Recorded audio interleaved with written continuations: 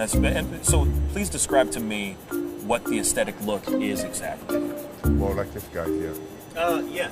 So we'll go ahead and bring Oh wow, you really have to come in here? like this guy here. Is this No, is this really happening? He met the other guy behind you, bro. Like I don't know what you're talking about. I'm right into that bad boy. You can stay right there, behind the camera, behind the camera. No, see now you got me jealous now. That's okay. That's not no, fair. but you're more in the category like Luther Richter, Arnold, okay? My man. Yeah. Arnold Ferrigno. Huh? Okay. Aesthetic.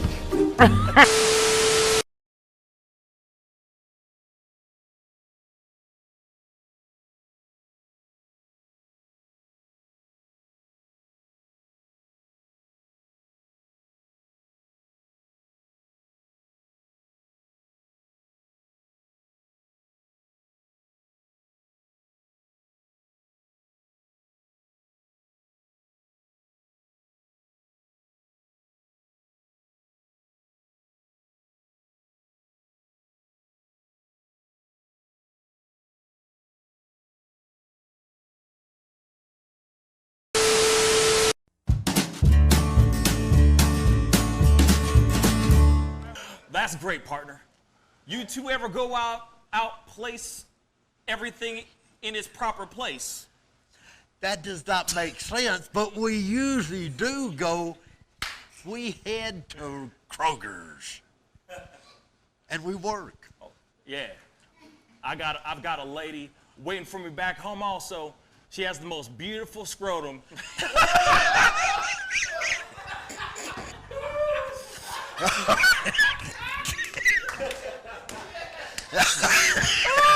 Oh, God. And when she sings, she sounds just like a puppy dog.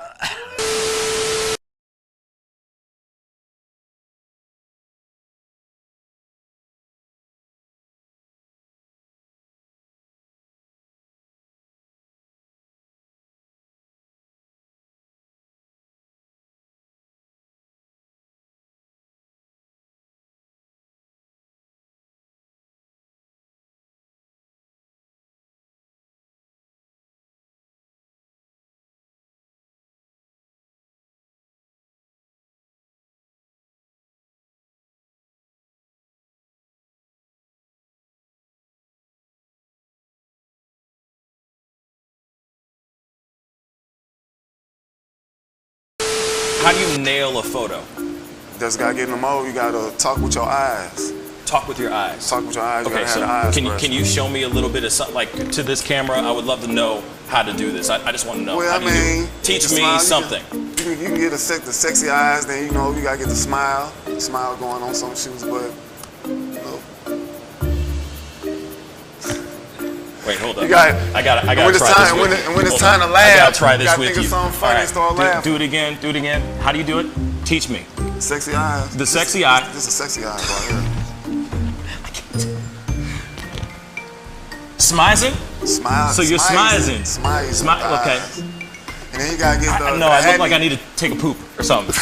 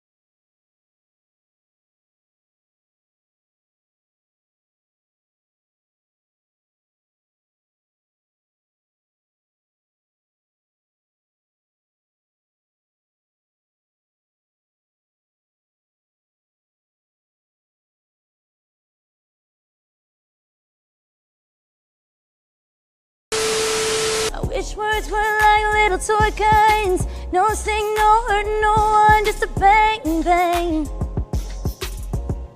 Right? Is that it? Yeah, it's something like that. Just a bang, Toy bang, guns. rolling off your tongue. Toy guns. It's no smoke, no Bang, bang. bullets. Water guns. All right.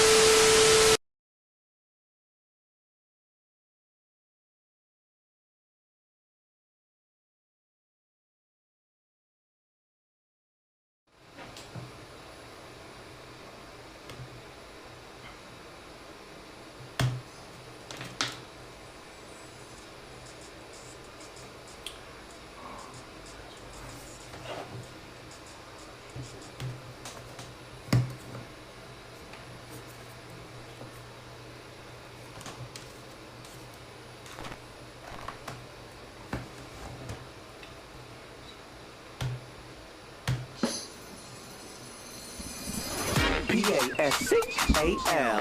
We're now rocking with that dude Pascal.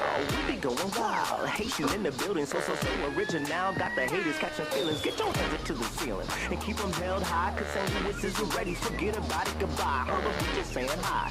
Find somebody, rise up. Weekdays, catch us live. Somebody, let's go.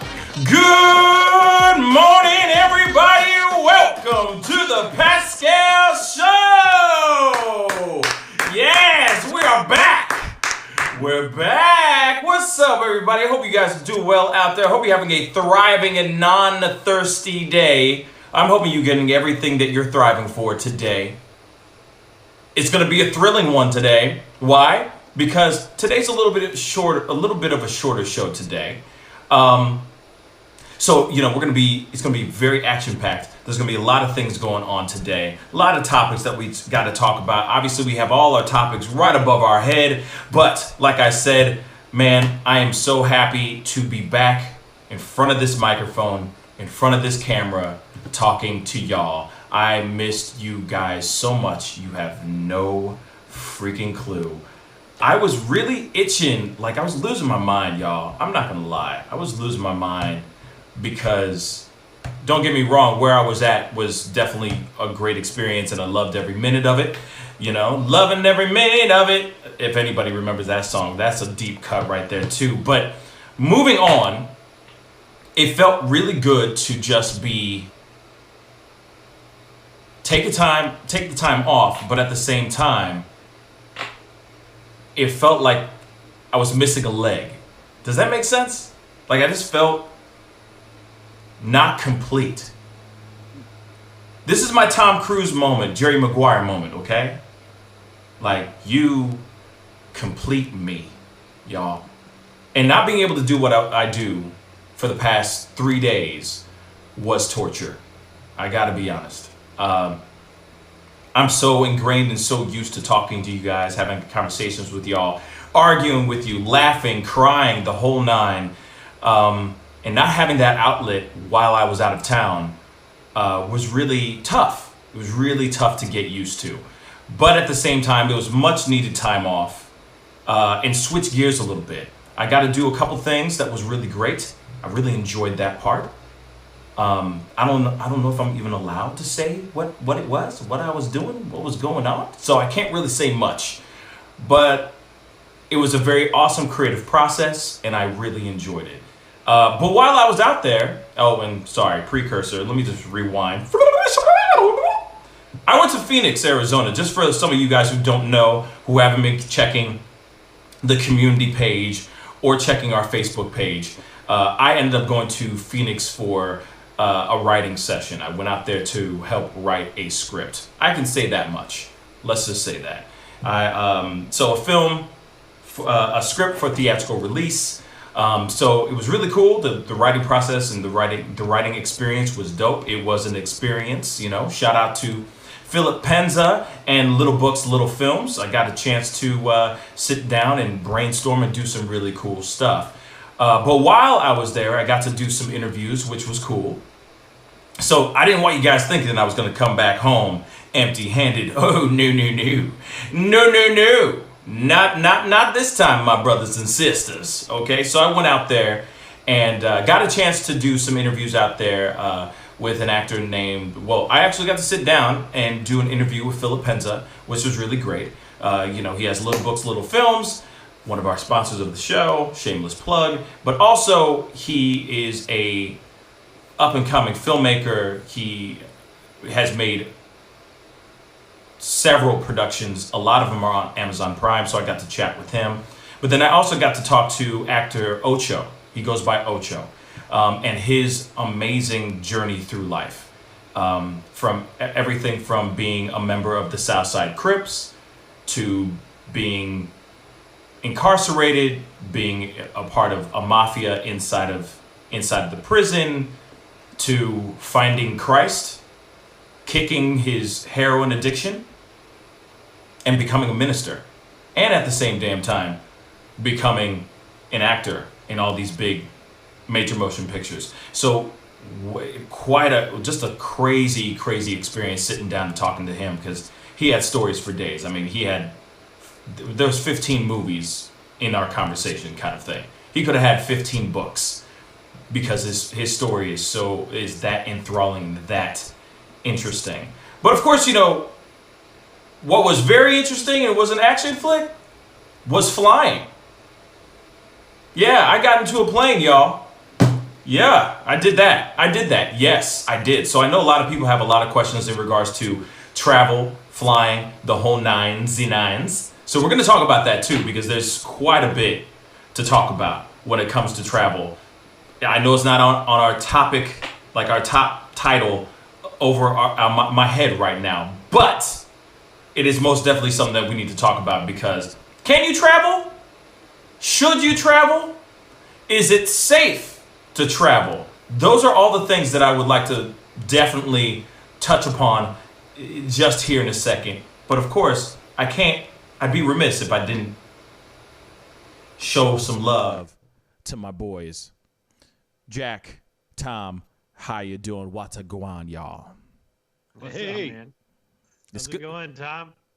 It's going all right. I can't complain. Yeah, ate entirely too much food last night. Had, I haven't really had delivery since we started the shutdown. I think I've had like a stray pizza here or there delivered. Right. But last night I did it up. I had some Turkish food delivered, and they were really nice. They put a whole bunch of extras in the bag, but that meant that I ended up eating all of those extras. So right. This morning I am really bloated and just, ugh. It's like they put like two giant rolls of bread in there and some pudding. And yeah. That sounds I already knew I was going to be testing myself with how much food I already ordered from there. They're like, "Oh, here's a whole bunch of bread and pudding." I'm like, "Oh God!" It's like I don't have the self-control to not eat that and put it away in the fridge for later. I'm just going to wharf it all down in this, one sitting. Word. Did they give you any Turkish delights? No, they didn't give me any Turkish delights, but I had some, I don't know how to say it, kofta. And some kind of cheese and some sort of, it was basically like a Turkish taquito. That's awesome. What's up. Jack, how are you?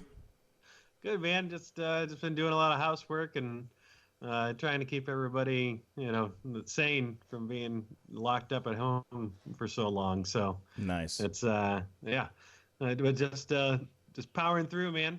Enjoying this lovely wet weather that we've been having too. So you've been missing that since you were gone. Okay, so real quick, weather. What are you talking about? What did I miss? It's been raining on and off, just constantly. Really? Just throughout the day, just drizzle and just enough to bother you. Mm-hmm.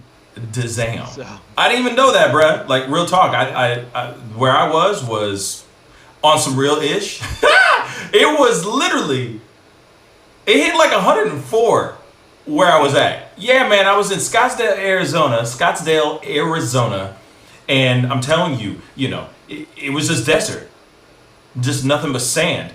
But nothing wrong about Scottsdale, Phoenix, Arizona. I'm throwing no shade, man, none. But it was hot as a mug. It was hot, and it was that dry heat, which is good though. But it was hot as a mug.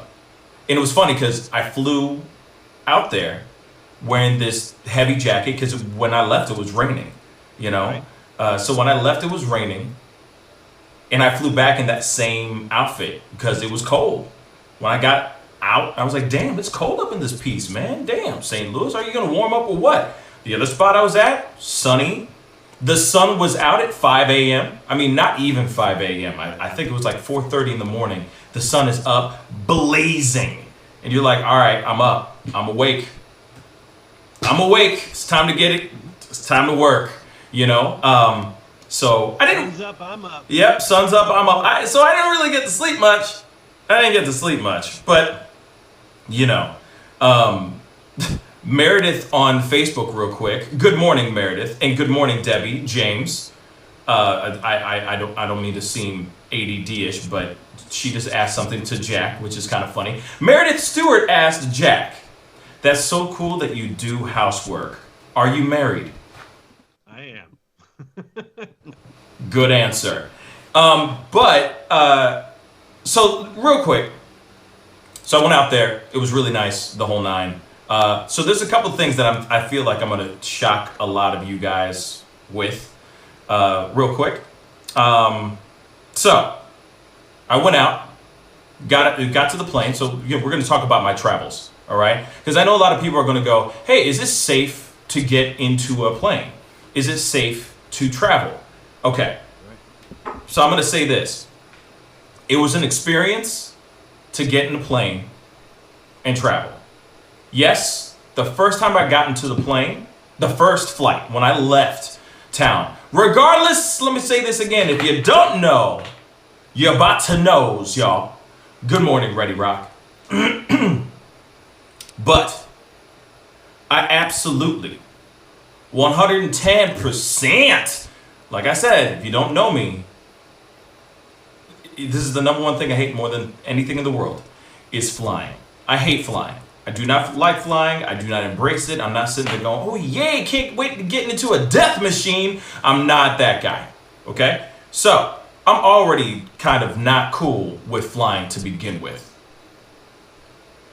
Just a little precursor before I go into this story. All right, so I got into the plane, going through checkout. Now, it was a ghost town. And the thing is I have all this footage. I took footage all the way there and all the way back because I wanted to be able to show you guys. So I'm going to definitely show you guys on the next show for sure. But literally it was all footage of what my airport looked like our airport looked like. The airport was a ghost town.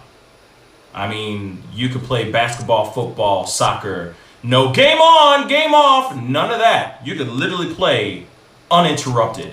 That's how empty St. Louis's airport was, or is right now. Phoenix, on the other hand, packed to the gills, but we'll talk about that in a second. So I get on the plane. We, go through all this stuff. The only time that they asked me to take off my mask, because you have to travel with a mask, and it actually became a mandate while I was in Phoenix. I guess the airports made that mandate happen like 2 days before I flew back into town. So they said, you must wear a mask. I had a mask because, I love my life and I don't want to die from the Rona. So we get over there. We walk in through which is dope because it was like a beeline straight from checking my bags to walking to the gate. So get into the car or get into the plane. As you're walking into the plane, the flight attendants aren't even really useful anymore to a certain extent. It's almost like they're there to just, they have these trays and there's a bunch of bags on them. And on this bag, there is a excuse me. There's a bottle of water and like a snack, like a bag of chips or pretzels or something. You know what I mean? Nothing great. Just, you know how this is airport food, so it's trash. Anyway, they hand you this bag. They have a tray and they're like asking you to pick up the bag yourself. So you're retrieving the bag, you do your thing, you get into the plane. It smells and reeks of bleach and disinfectant.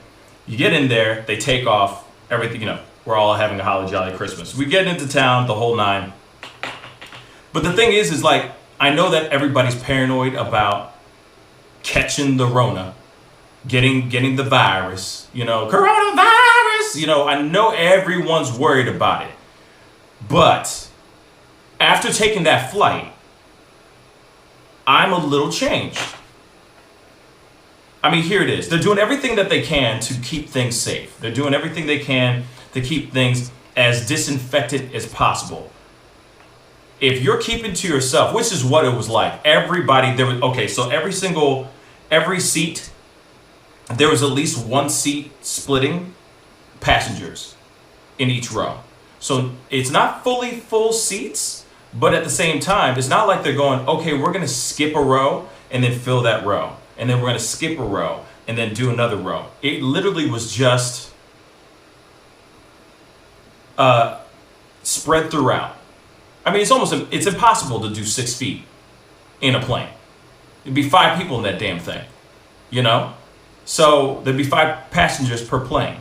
So you get a jet, and you get a jet. Oh God, if that could be, oh, I'd be so happy. But so that kind of thing happened. So, but everybody's wearing a mask. Everyone's wearing a mask. So, and it's kind of like if you're gonna get sick, you're gonna get sick in a way. It's like damned if you do, damned if you don't. You go into the supermarket and pick something up, you could get sick from that. I mean, there's so many situations of possibilities of you getting sick that for me it's like meh. You know, in a way, especially if you need to get from point A to B and not take 3 days to get there via driving. I mean, it's a risk you have to take. You take the risk regardless with your life getting into a plane regardless. Forget the coronavirus. The plane could just drop out from the sky. There's that as well, you know? So that was my experience flying, you know? It was interesting. It was very both out there and back was just very distant, very cold. Understandably, because no one wants to get sick. But you know, I'm all right. I'm kidding. I'm all right. You know what I'm saying? No, I'm kidding. I'm kidding. Don't be doing that stuff. I'm just kidding. Like I said, I want to go, Rona! I'm not down for it. I'm really not down for it. So I did everything I could. Because, I mean, it's almost impossible to, especially if the country's opening up, it's going to be impossible for anybody to literally go throughout their day or throughout their life not getting in a plane to travel to wherever they need to go. Especially if you're a businessman that travels a whole bunch, the whole nine. I mean, the only option is getting into a car or taking a train, but that's also public transportation. So, I mean, there's things that you can do to prevent yourself from, keeping yourself out of harm's way in a plane. But at the same time, I saw people, there were some outfits, bruh. There were some outfits, man. I mean, I saw somebody, this chick had the whole, she didn't have the hazmat suit. She was wearing regular clothes, but she literally had the mask. She had a scarf over the mask. Then on top of that, she had a visor, one of those clear visors that go down. Like, she looked like she walked straight out of a Dexter TV show. Like, she looked like she was, like, all she needed was one of those butcher, smocks. You know what I'm saying? Like, aprons. You know what I'm saying? Like, she just looked ridiculous. But then I saw other people who just didn't give a damn. They just walked on the plane, like, out there ready to go. So, if you keep it safe and you keep the planes clean, I mean, that's all you can do. So that's what was funny, because I was hoping the flight out there, I was hoping to like get a cup of coffee or get a Coke, you know what I'm saying, on the plane. Hell to the no. Those girls were out on the side, like out on the either sides of their little cubicle spots where they do their ish, you know what I'm saying?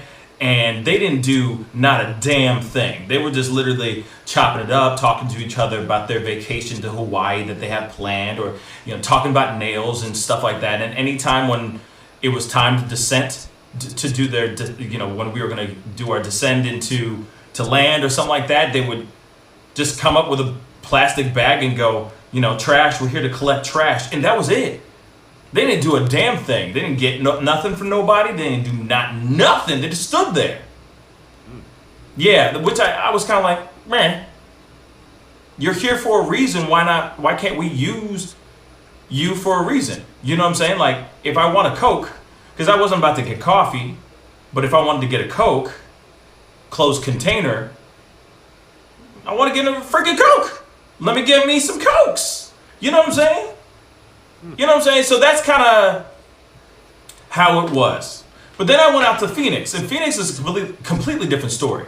Phoenix had a thing where they are already past, or they're already knee deep in phase 1. Basically what St. Louis is doing right now. You know, the doors are opening, restaurants are finally starting to get open, blah, blah, blah, right? We went out to dinner. Oh my God, God forbid. We went out to dinner, y'all. We went out to dinner. And I know that there's a lot of people that would be like tripping about that. Going, oh my God, you went to...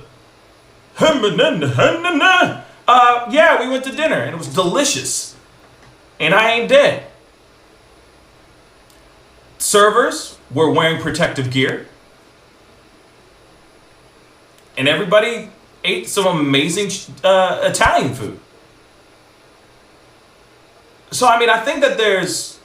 Like I said, I think there's ways that we can do things so we all can live life and not have to freak out and think that we can't be out there and be proactive. Gyms, I don't know. That's another conversation in itself. But going out to dinner with the people that you're with, like your family, that kind of thing, I think it's okay. If you're already ordering out, if you're already going and getting Domino's, somebody's touching that pizza. Or if you're ordering Chinese food, whatever it is, people are touching that ish, y'all. So I think it's okay to do certain things within moderation. I'm not sitting here going like, hey, let's go balls deep and freaking lick the counters and, you know, spit in each other's mouths and lick each other's eyeballs. No, I'm not saying that at all. Wait, but are you doing that on the normal?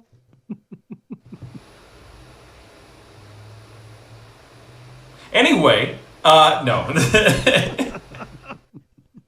No.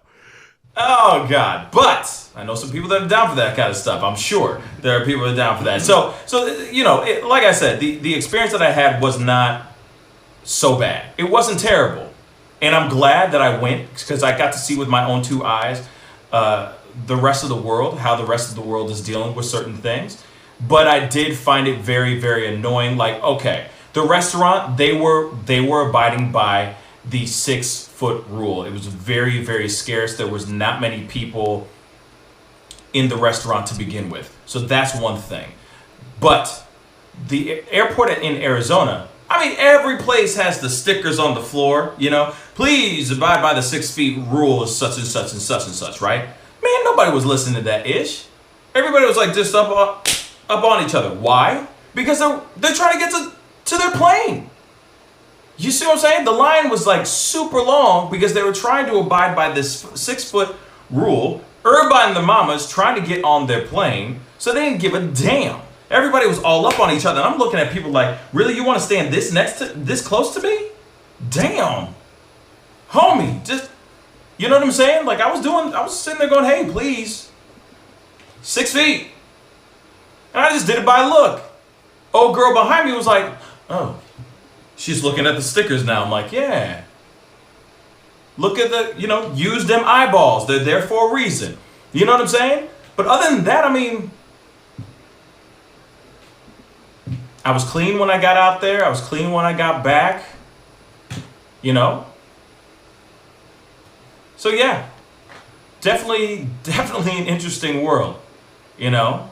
And of course, part of our top topics that we're going to talk about is this whole face mask fiasco and the controversy that's going on outside of our doors as we speak. And this is happening worldwide, or countrywide at least. And we're going to, of course, talk about that because there's a lot of viral videos covering that one thing. But yeah, everybody that was, anytime I walked into a supermarket, anytime I went to a public place, people were wearing masks. They were abiding by the rules. And so I felt safe. And where I was, I never left. Really.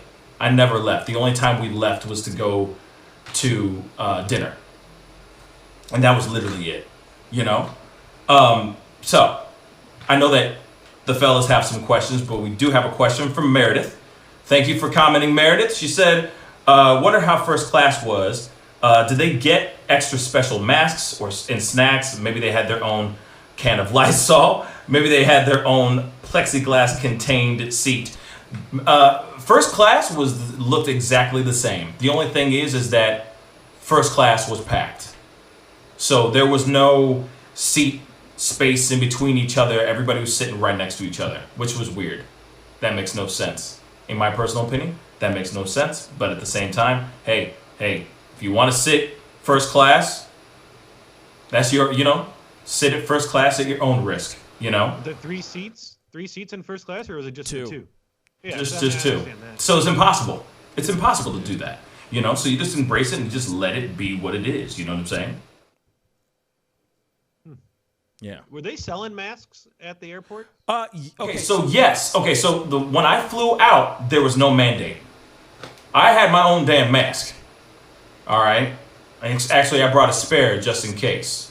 And so I was using an N95 mask. Reusable. Shout out to Best Wardrobe Solutions.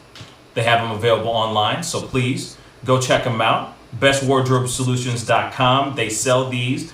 Hazmat suits, protective gloves, the whole nine. Every single thing that you're looking for in regards to PPEs, they got them they got them tings. Go check them out.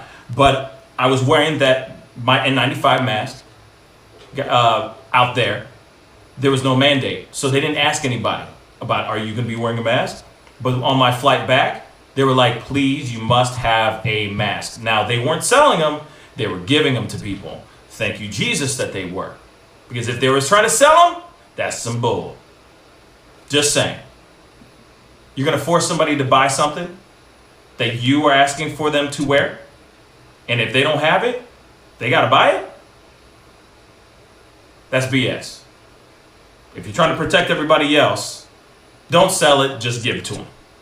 You can't come into this store without your shirt, your shoes, or pants on. Yep. So now I have to provide you free shirt, pants, and shoes? No, that's a different story. That's a different story of a lovely lady. That's a different story, though. You know for a fact that's a different story.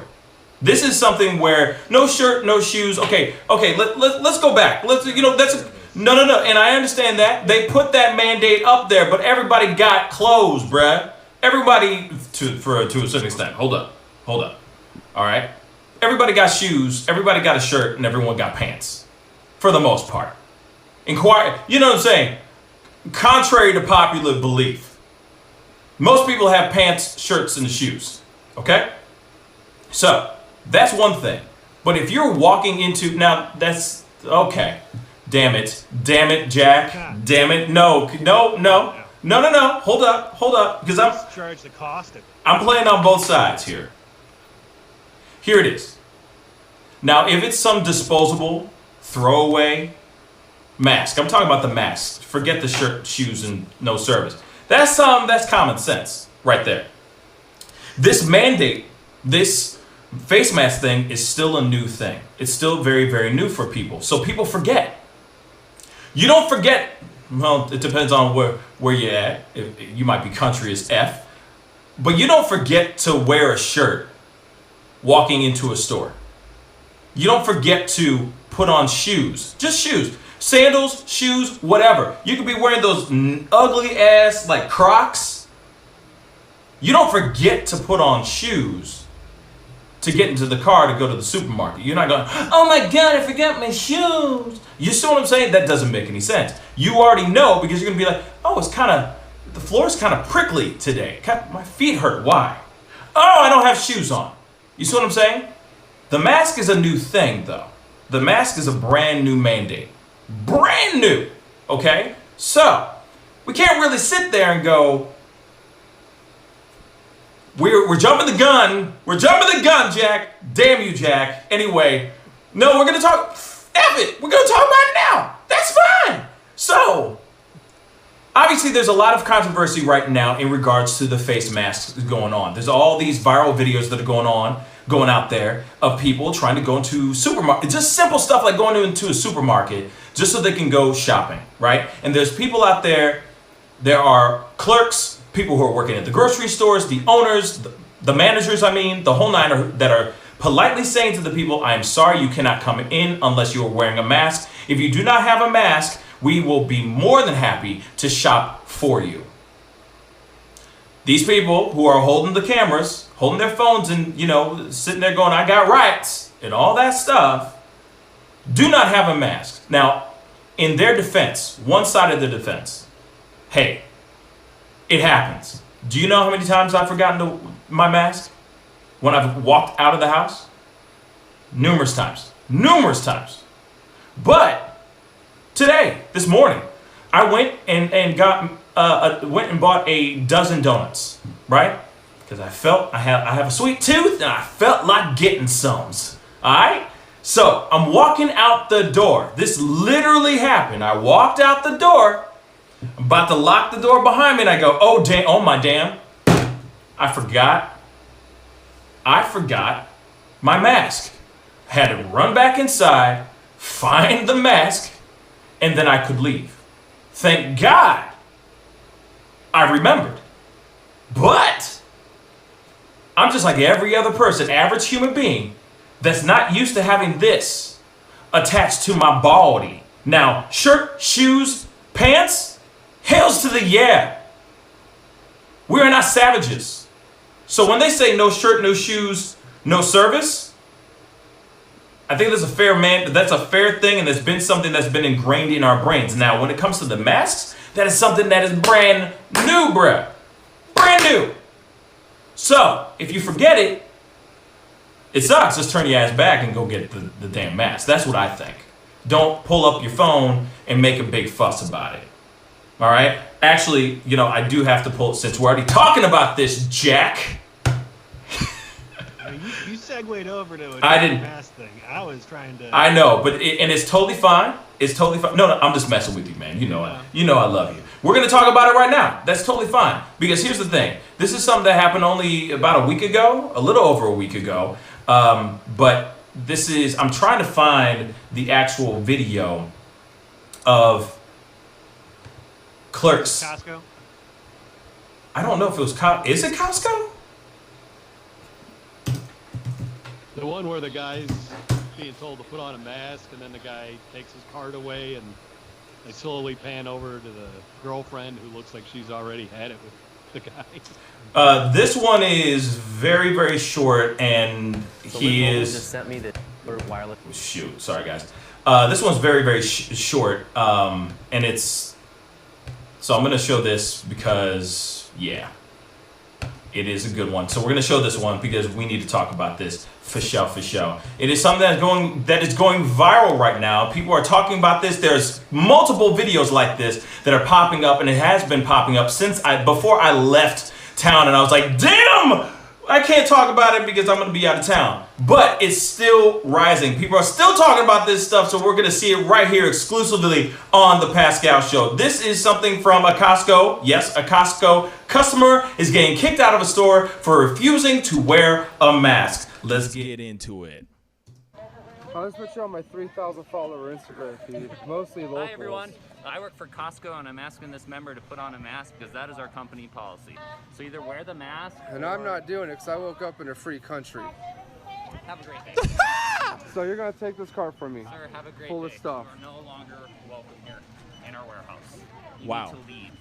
Thank you very Here, much. you put it on, I'll give you my card. He's going to take the card away because he's a... Wow. There he is, walking away with all my stuff. Okay. So you guys saw that, and this is something that has been going viral. This has been being shared for the past couple days, and the whole nine. And of course, I need to throw this question out to you guys: who was in the wrong in that situation? Was the Costco manager out of order, or was the gentleman that was actually filming it all who says he was born in a free country, do you think he was out of hand or out of line? I leave the question up to you guys. I'm going to throw it to the fellas because I'd like to hear what y'all think about this too. Fellas. Oh, coronavirus isn't a real thing. So, yeah, just go to public places and don't wear your mask and make a whole issue about it because it's America. Freedom. It's America. Freedom. Joy. Yeah. Come on. I applaud Costco. And, that guy should be, they're in their company newsletter as Employee of the Month. Because he handled it appropriately and he didn't get out of hand. He was firm yet still, polite, and he just made it very clear. And then they didn't follow it. And it sounds like he even had a mask with him. She's like, because he said, "Oh, you'll put your, you already put yours on. You can go ahead and pay for it then." So right. It sounds like he probably already had a mask. He was just doing it just to cause an issue. Of course. He goes, "My 3,000 followers, of course, so and so, like it was literally just a staged event." He was doing that so he can be viral, basically.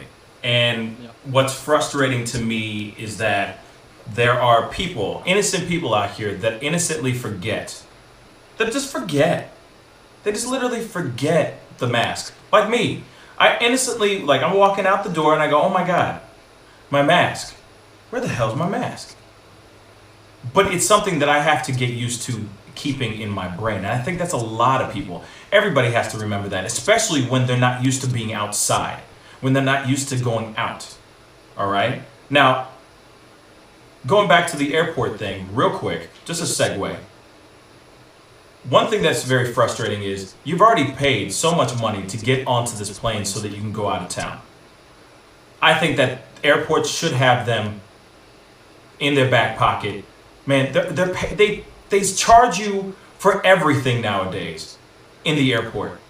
The last thing that they should be charging you for is a damn mask. If they're asking you to wear a mask and say, "Hey, you're running, you don't want to miss this flight," so on and so forth.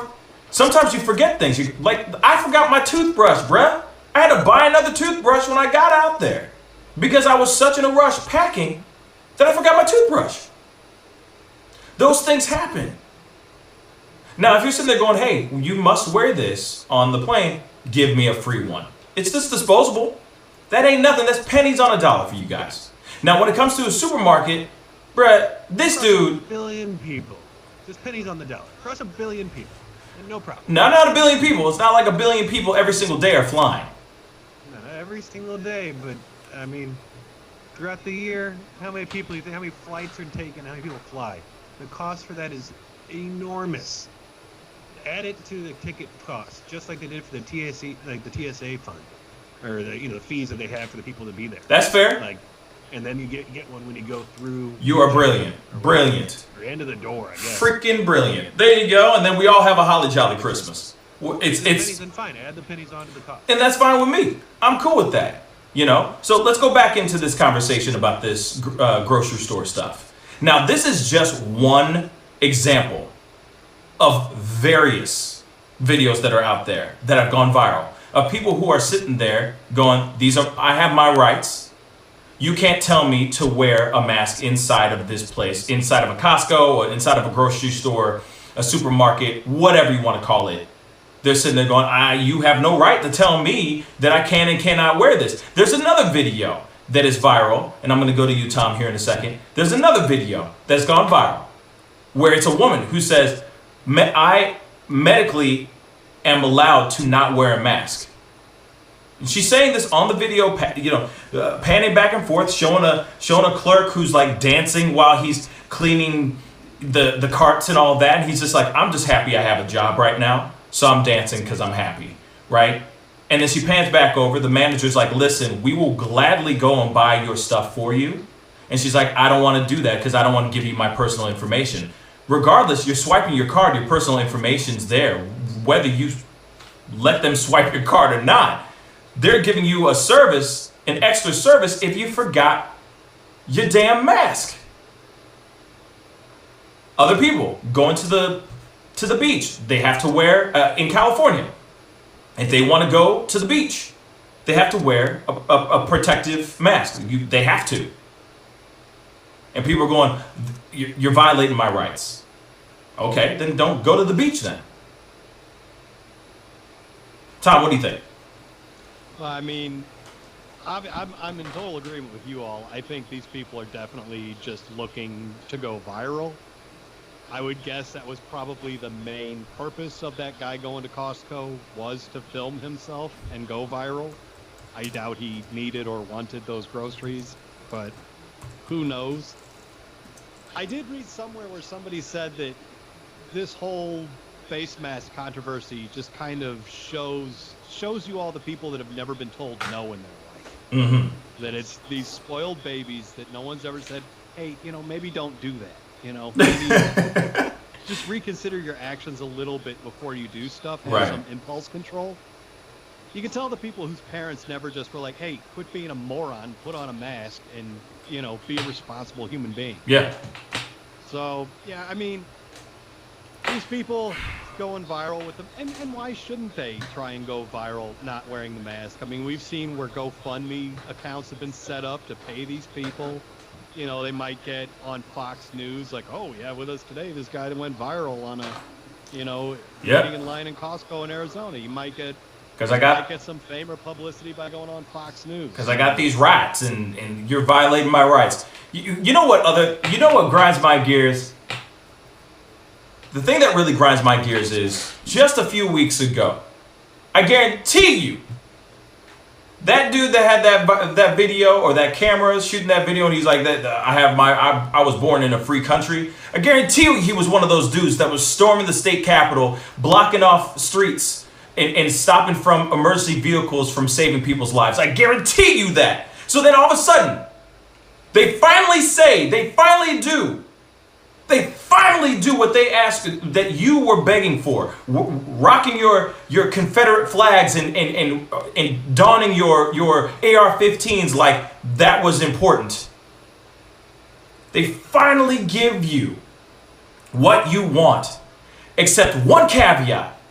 You have to wear a mask, y'all. Oh my God! Holy cow! Are you kidding me?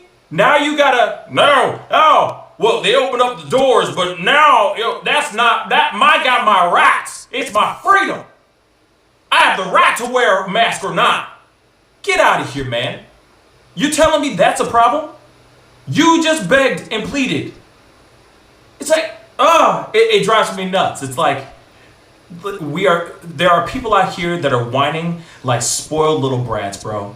And they're sitting here going, oh, I want a bicycle, I want a bicycle. And you're like, okay, honey, son, child of mine, here's that bicycle. Merry Christmas. Now you can shut the hell up. What's wrong, honey? It's white, it's not red. I want it red. Are you kidding me? I just gave you a damn bike.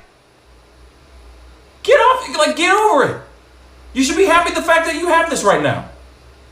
Now there are people out here sitting here going, these are my rights? Like, come on, man. Get the hell out of here.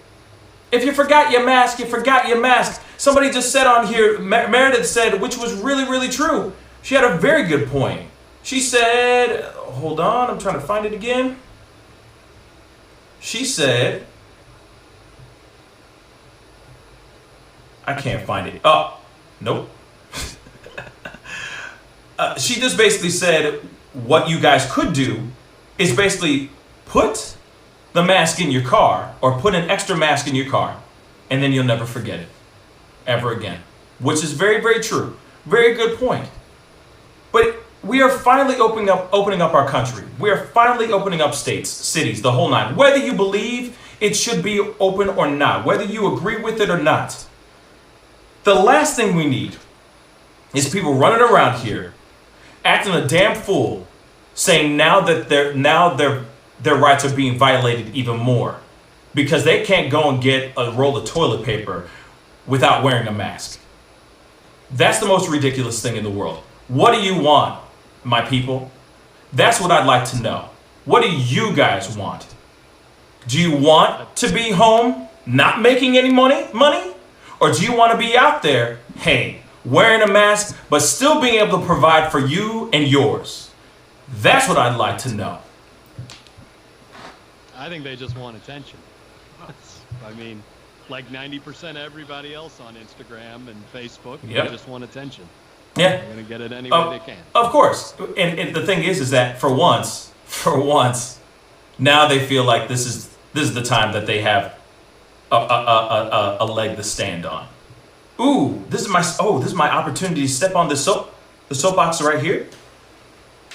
Oh, wow. My rights. BS. Come on, guys. Come on. Part of that Costco video is where he kind of turns the camera over to his girlfriend that's wearing the mask there, and you can tell she's just embarrassed to be with that guy. Like that. You can see it on her face where she's just like, oh God, he's doing this. Like, yeah. You can see how, I mean. Ain't nobody got time for this BS. We got better things to do with our time. We have better things to do with ourselves, like being able to provide for our families, making money, being able to do what we need to do, be able to do what God put us on this planet to do, which is to provide, procreate, keep our country going, keep our livelihoods going, keep our generations and our seeds, our legacies moving on. And if you have to wear a mask to do that just for a little while, freaking do it. Just do it. That's better than being holed up in your house wondering where the next check is coming from. Real talk. Like it's so funny when it comes to this whole thing. It's like when it comes to whining, when it comes to Americans, my dear God, you give us an inch, we take 15 miles. Give us one little thing, we want to turn that into some huge controversy. Yo, there's a lot of people out here that are still scared. There are a lot of people that are still dying. It spiked, by the way. The death rate went up. Highest ever in one single day over the past few days. Come on. As much as you think that coronavirus isn't real, it's freaking real and it's here.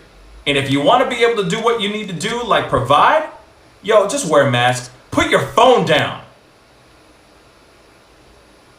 Because what you're spreading is much more contagious than this coronavirus. It's ignorance.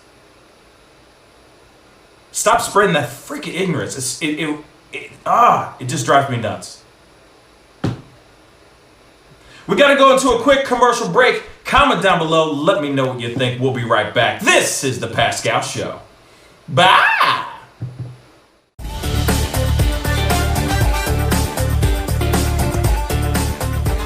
I'm sorry, I can't make this interview boring because this man is too exciting as a host. And I'm truly saying this, and if y'all can't do this, me and this man here is going to leave and go somewhere else where we can get some love. I want everyone in the building to say, I love Pascal on the count of 3. 1, 2, 3. Wow.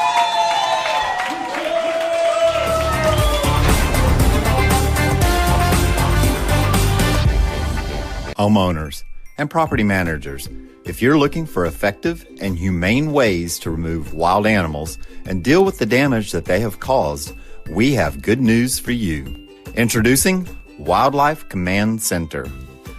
We are the only wildlife company that checks 70 different areas on a structure to determine the answers to the following questions. For more information, call us now.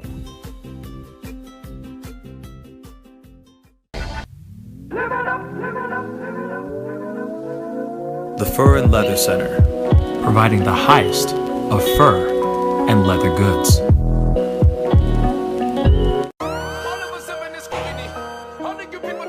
Sex, money, power, respect. All of us have in this scrutiny. All the good people different to me. Take up in glass. The festival is crazy in the streets. Deception, the fakers, and leaks. Entertainers and trucking for tweakers and losing their selves and not so unique. All of us under surveillance. People are feeling they made it. Half of them stumbling around and they faded. They live in the world that's degraded for people that's constantly hated. Imagination. Image a world. IDEX Media. Awesome sauce. Yeah, baby. Hey, it's Mike from Sugar Fire. Still open all of our locations. Carry out, delivery, curbside. call in. We're delivering outside of our range to you. So if you get hungry, come on by.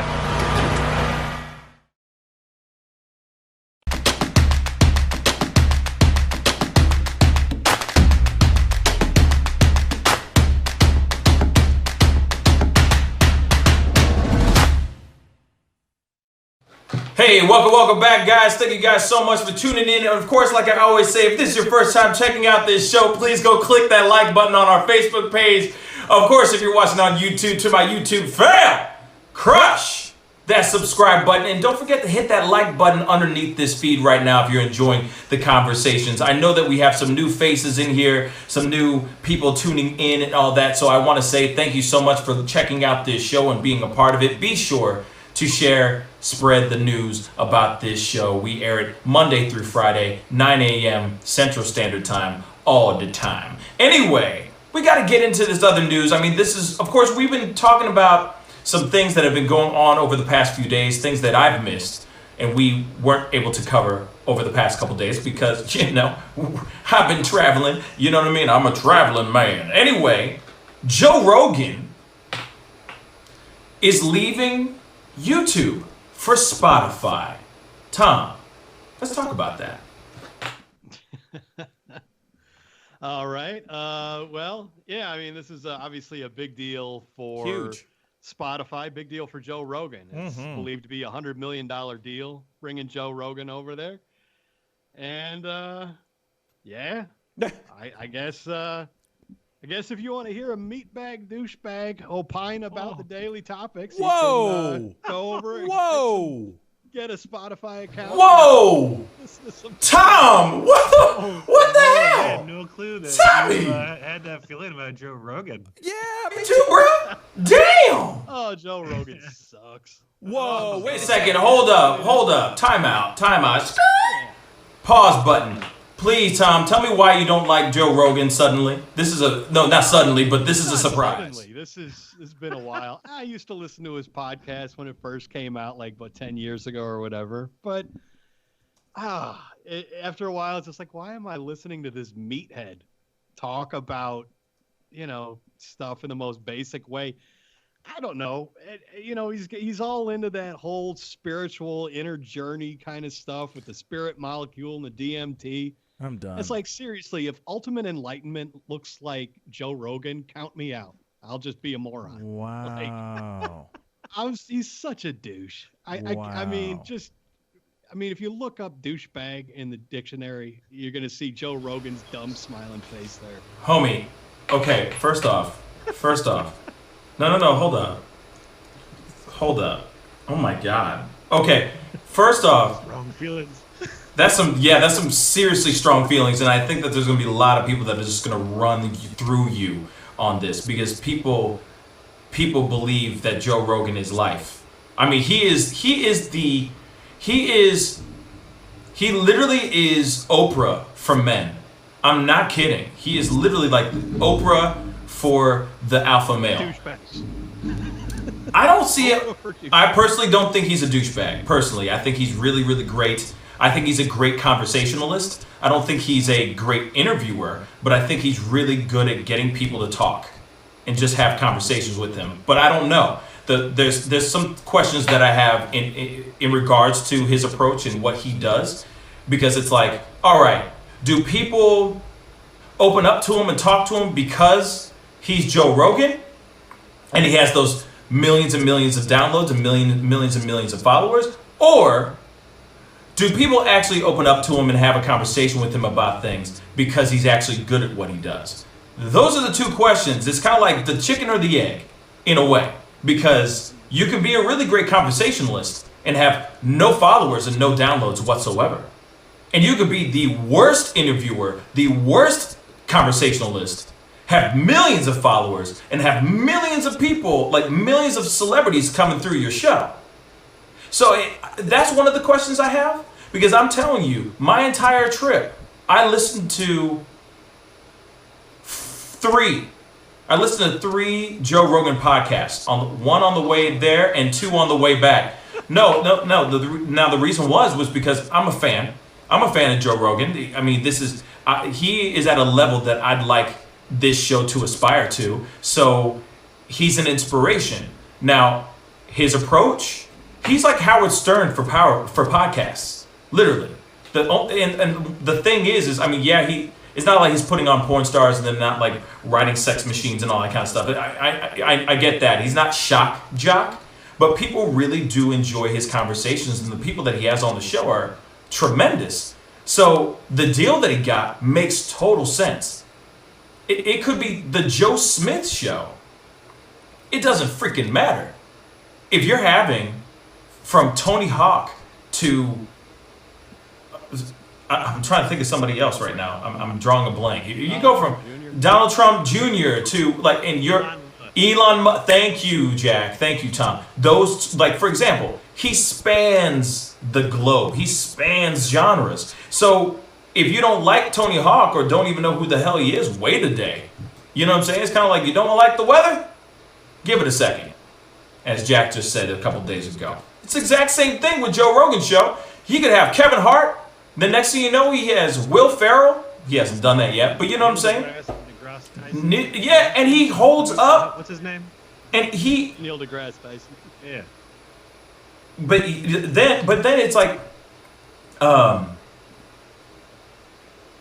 you know, but then it's like he holds up conversations. Like he can actually hold an intelligent conversation with Neil deGrasse Tyson or whatever his name is, Neil, whatever. I just called him a kid TV show, but you know what I'm saying. Neil deGrasse Tyson, you know, or Mike Tyson. That's the one I listened to on the way back into town. I listened to the entire. I was like, I'm going to sit through this one because they're so damn long. But it was interesting. And the stories you get and the conversation that he's having, it's dope. It's like he's just sitting there chilling. Like it's just like you're sitting with him at dinner, for crying out loud. So his approach is really amazing. So the fact that he's got like he didn't disclose how much of a deal it was, but it's a multi-million-dollar deal. I mean, at least $100 million to go over to Spotify. And I understand that eventually, I mean, he's still going to be putting up clips and putting up his show on YouTube, but eventually by September, he will be gone. He will no longer be on YouTube anymore. He will, from that point on, be on Spotify. All of his videos, all of his Joe Rogan clips, the whole 9 will be gone from YouTube. It'll be from now on forever living on Spotify. What he's doing is basically a Howard Stern move. Howard Stern was on the radio, regular radio, and then he moved to Sirius XM and blew the lid off that joint. And now his show's exclusively on Sirius. So, unfortunately, Tom, whatever he's doing, you may disagree with it. Yeah. But it's working.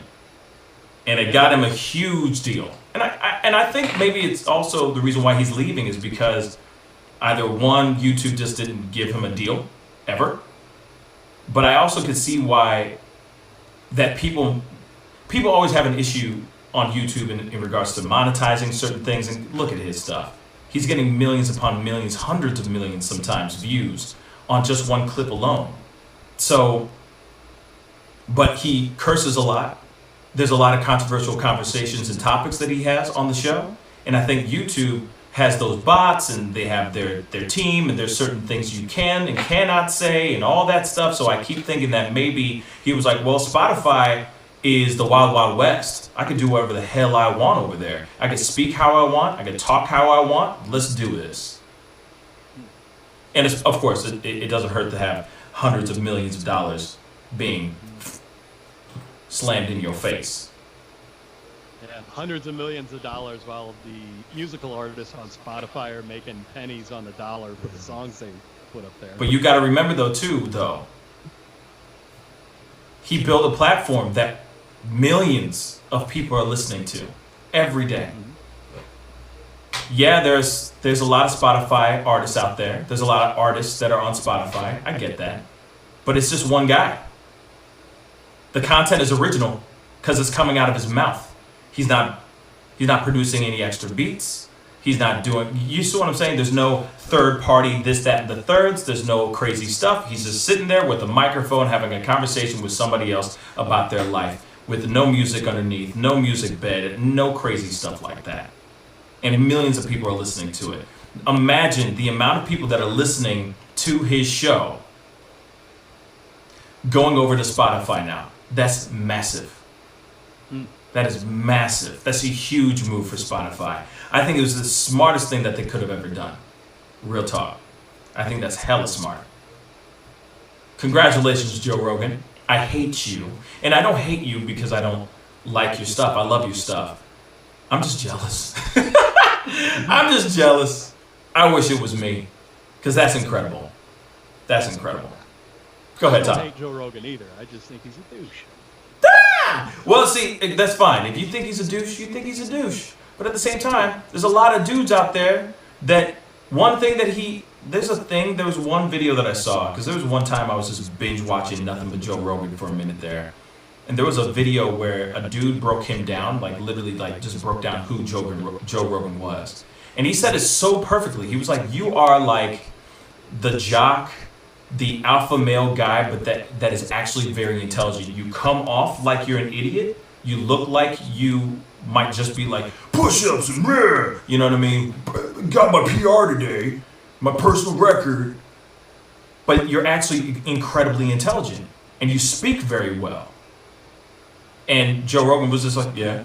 You know, he just took it. You know, and I'm like, that is Joe Rogan. That's the reason why there's a lot of dudes out there that listen to him. Or that want to be like Joe. You know what I mean? They're like, you know, I just got my on it, you know, kettlebells and the, you know, I just ran 300 miles and read Nietzsche and meditated and did yoga. That is Joe Rogan. And people eat that stuff up. Because he might go out, pound a bunch of nasty beer, go bang a couple chicks, but then after that, he's reading Nietzsche, doing yoga and smoking weed. I mean, he's like the ultimate alpha dude, you know? So anyway, sorry for giving, I'm not trying to stroke his, you know, his ding dong. Just saying, what he has is very rare.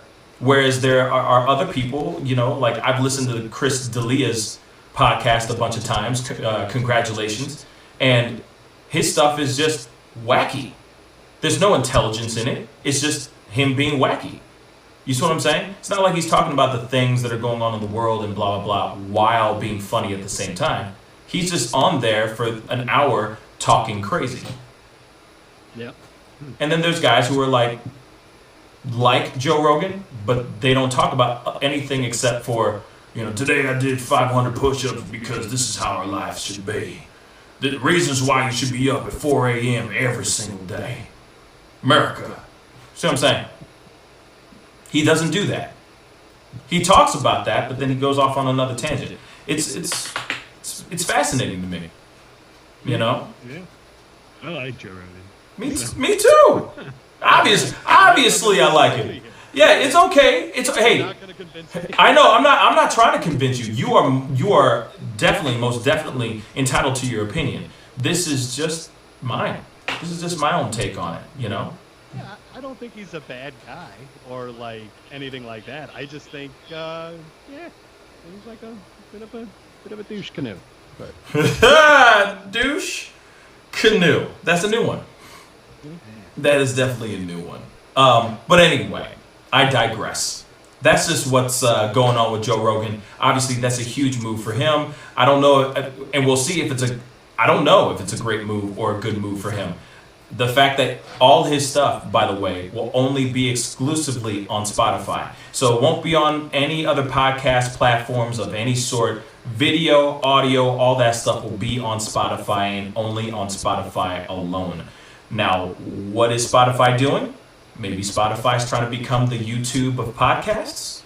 Something to think about. Something to look at in the near future. So, congratulations, Joe. That's dope, you know? And for people like me, we know that all of Joe Rogan's content is now safely quarantined. Just avoid Spotify, you'll be fine. Brett, I'm done. Bruh, shut up. Shut up, Tom. You ugly. But anyway, let's move on to the next thing. We were talking about, there was some other thing. I guess NASA has found out that there could be a parallel universe, and that parallel universe is going in reverse. Somebody, Jack, can you talk about that? Because that's very wild to me. So I guess there's some area that they sent up some stuff in the Antarctic, and they sent off these balloons that are catching particles that come through Earth, and usually the particles are so small that they just travel literally through Earth, and they always come from one direction and go one way, and then there's other particles that are heavier that can't pass through Earth, and so they stop. And so when they come from one way and they stop, they're not passing through Earth and coming back out. Well, they said that they sent up these balloons and they caught particles that were actually going the opposite way from Earth. So it can't be coming through Earth, these size particles, so that means that they're witnessing time going backwards. And so they're basically saying that the physics of it are impossible. It's an impossible occurrence, and so it must indicate that the time is in reverse in this parallel universe. And basically, they're saying that when the Big Bang happened, they're saying one direction went out one way and the other direction went out the other way. So it would make it seem that there's a loop of some sort. But I don't know how they figure out these things. They set up a balloon. They're like, yeah, I found these invisible particles. I'm gonna need some money for more research, though. The fact that they're saying that they're seeing particles moving backwards, correct? Right. But how are they able to do? Okay, so for me, just knowing that there is another universe first, like an alternate universe, sounds a little crazy to me, right? How are they able to find said alternate universe? What is the device? What is the thing that they're doing? Is this a mathematical equation? Is this a Hare Cho Renye Chom? Like, what are they doing for them to be able to find this alternate universe? You see what I'm saying? Anybody know that at all? Some kind of data collection device that is being impacted by these particles as they're flying through, through the air and through space, and then when they get to Earth, some pass through it and some stop. It's kind of like 3G versus 5G. 3G just goes through everything, and 5G just stops. So it's the same kind of thing, just tracking that type of data. I don't know. I mean, they dropped on us that aliens are real. I thought you were gonna. That there's a parallel universe. I thought you were gonna say that aliens are racist. I'm like, oh god, don't tell me that. They hate white people. That's what it was. In an alternate universe, white people, Anyway, interesting. So, I mean, the Earth's probably flat too. I mean, I'm just gonna throw it out there. It's probably the way that everything's going down.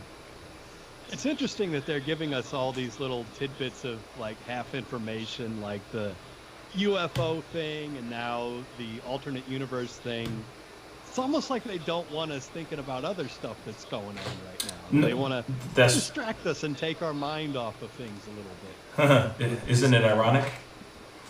Don't you think? Tom Cruise, tell everybody you're going to do a movie in space. Right. No, but I mean, that's the thing. It's like, you know what? Oh, the Pentagon will release all this information or all this proof that UFOs do exist. Why would they put that out now, of all things? Right now, something else is going on. It's weird. But I think it's interesting, though, this idea of a parallel universe where time runs backwards. And it's not just time. They basically said, didn't they kind of say that every law of physics that we have would be 180 degrees turned in the other direction? Yeah. Because it's all equal and opposite reactions from the Big Bang. Right. So every law of physics, every law of everything that we have scientifically would be opposite. Yeah, which is,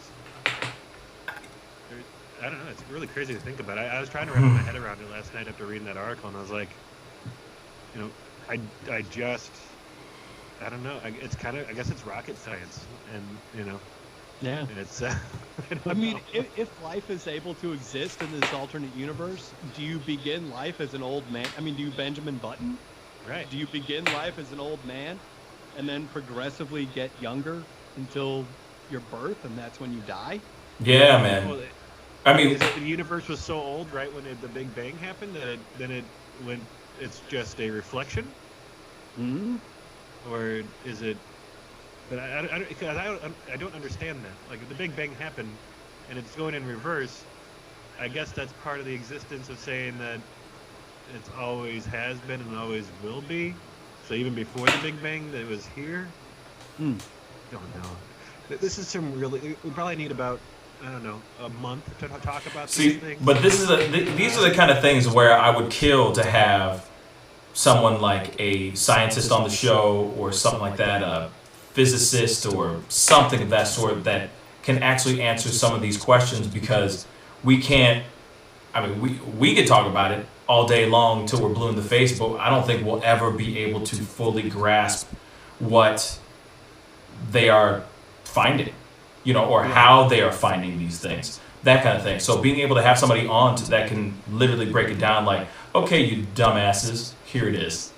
Let me break it down to you in layman's terms, because not everybody is as smart as me. Here it is. You know what I mean? Because imagine that. Imagine that. An alternate universe that's going backwards. What the hell is that? So if it's going backwards, that would mean that every decision you've ever made has already been made. So you really don't truly have free will. Yeah. And that everything's already been decided. And you're just living your course. Then also, I'm going to throw this in here too, that there's also speculation that there is a higher power that is running us. Basically, what I'm about to say is basically the breakdown of the Matrix. That there is a higher power that's running us, and we are literally in a simulation. There's also that speculation going around as well. That we're all in these little pods running through a simulation type of joint. We're all in Westworld, if you will. You know what I'm saying? We're in a simulation within a simulation type-ish. That this is not our real reality. Reality is somewhere else. Just not here. The world that we live in right now is a simulation. That is some real speculations and things that are being dived into right now. This is what happens when you're locked up and you have nothing to do and you're smoking some righteous weed. I'm telling you, that's some dank ass weed that you're smoking, going, wait a second. Man, there's robots, bruh. And they're running us. And we're all locked into these weird, gooey looking pods. And we're like, muscles are all atrophied, but we're like bald because we can't grow anything, you know what I'm saying? And we're all like just locked into this thing. And it's called reality. Well, that's real. People are our 2 a.m. podcast. No kidding. You know what I'm saying? Like, where's our tinfoil hats and stuff? But there's speculation that we are actually in a simulation, so that we're all in a simulation. I guarantee you, everybody's listening right now, and both of y'all right now, I guarantee you, at one point today, you're gonna be like, man, that'd be wild if we are in a simulation. Like, these kids aren't even mine, really? You know what I'm saying? Like. Do they just walk out like the vagina is a portal? Holy God. Holy God. You know what I'm saying? Just saying, guys. But that is real too. It makes me nervous though. I mean, a bunch of scientists up in Antarctica playing around with alternate universes. This sounds like the beginning of The Thing or something. Word. John Carpenter movie. Yeah, or what's the other one? Body Snatchers. And when you fall asleep and then they just come in and go through your nose and ish. That's some crazy stuff, man. But that's real. Those are real things. Those are very much real things. Meredith just said, God is running the show, and how we respond to people around us determines our place in heaven. That would be a crazy movie as well. Think about it. You don't get it, guys? No? Okay, I'm alone. No, that'd be get it? Because she said God is running the show, and how we respond to people around us determines our place in heaven. Can you imagine that being in a movie? Not real life, but an actual movie. Wasn't it a movie already? No, it's called Life. Oh. It's called Life. But I was just trying to be... Never mind. It's okay. That was highbrow humor. Tom, I expected more from you. Tom? I'm agnostic. I don't really... No, but that was... buy into God. No, but that was highbrow. That was highbrow humor. You're all about the highbrow. You know what I mean? You're all about the highbrow. Sometimes I don't even know where your eyebrows go because they go all the way up under your baseball cap. That's how high they go. Highbrow. So I expected you to get that one. Come on, y'all. I didn't get it. I will say though, if you like movies about us being in a simulation, you should check out the I forget if it was East or West German film from the 70s called World on a Wire. It was basically like The Matrix, except made in the 70s. It's pretty cool. It was a made-for-TV 2-part miniseries. Oh. It was shown in, I think, West or East Germany. I think Michael, was it Fassbinder? Not the actor, but the director. It's a good movie. I would suggest it. What is it called again? World on a Wire.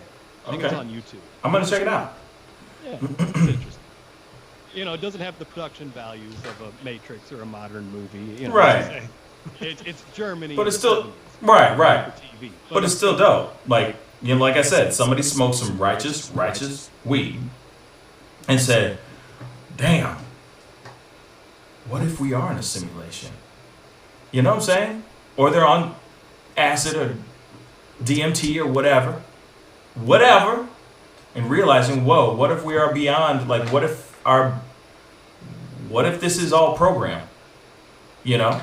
It's just some wild stuff, and that's real. That is real. That's something else that's going on. My girl called me while I was in Phoenix and told me that, and I literally said, man, why am I not, I was like, I'm not doing a show right now. Damn! Don't tell me all this stuff now. Do not tell me all this stuff right now, because now I want to go live and go, you know, we're all in a simulation, you know? Open your eyes, you know? Go ahead. I have like a thought on this though. Like, what if, and now this is just my, you know, this is my crazy thought on it, but they talk about, I forget there was that movie, I forget what it was called a few years back, about when you die like 21 grams or something. Yeah. Your body disappears. What if your soul, or whatever you want to call it, uses your body as a vessel?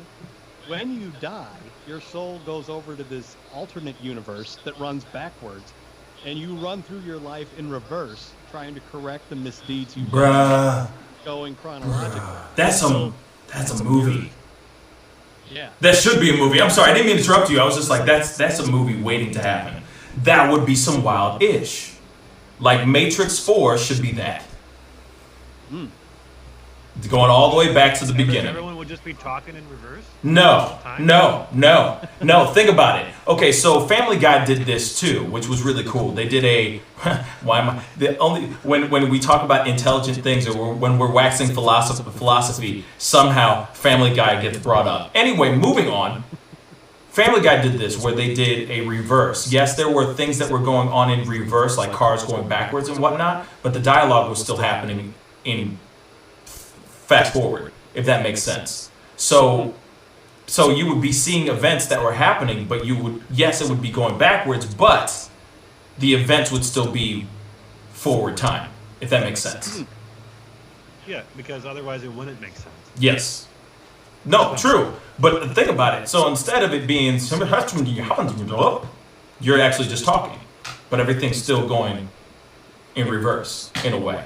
Maybe it's real time, regular forward motion, but the events that happen are going backwards. Does that make sense? Sure. Yeah. I mean, we're all talking hypotheticals. Whatever makes it easier for you to wrap your head around it. It's true. That's also very, very true. So if you're an idiot, no, you would not be learning a new language backwards. You would not be learning to speak English backwards. For us laymen's, for us boring, would be backwards. It would just be backwards. Life would be I backwards. think it'd be Pig Latin. Yes, of course. But alternate universe. That's where it came from. Pig Latin. Pig Latin, yeah. Oh my God, the alternate universe that suddenly came in, sprinkled some Pig Latin, said, "Go with Pig Latin," you know. But yeah, so I mean, that's just, it's a wild thing to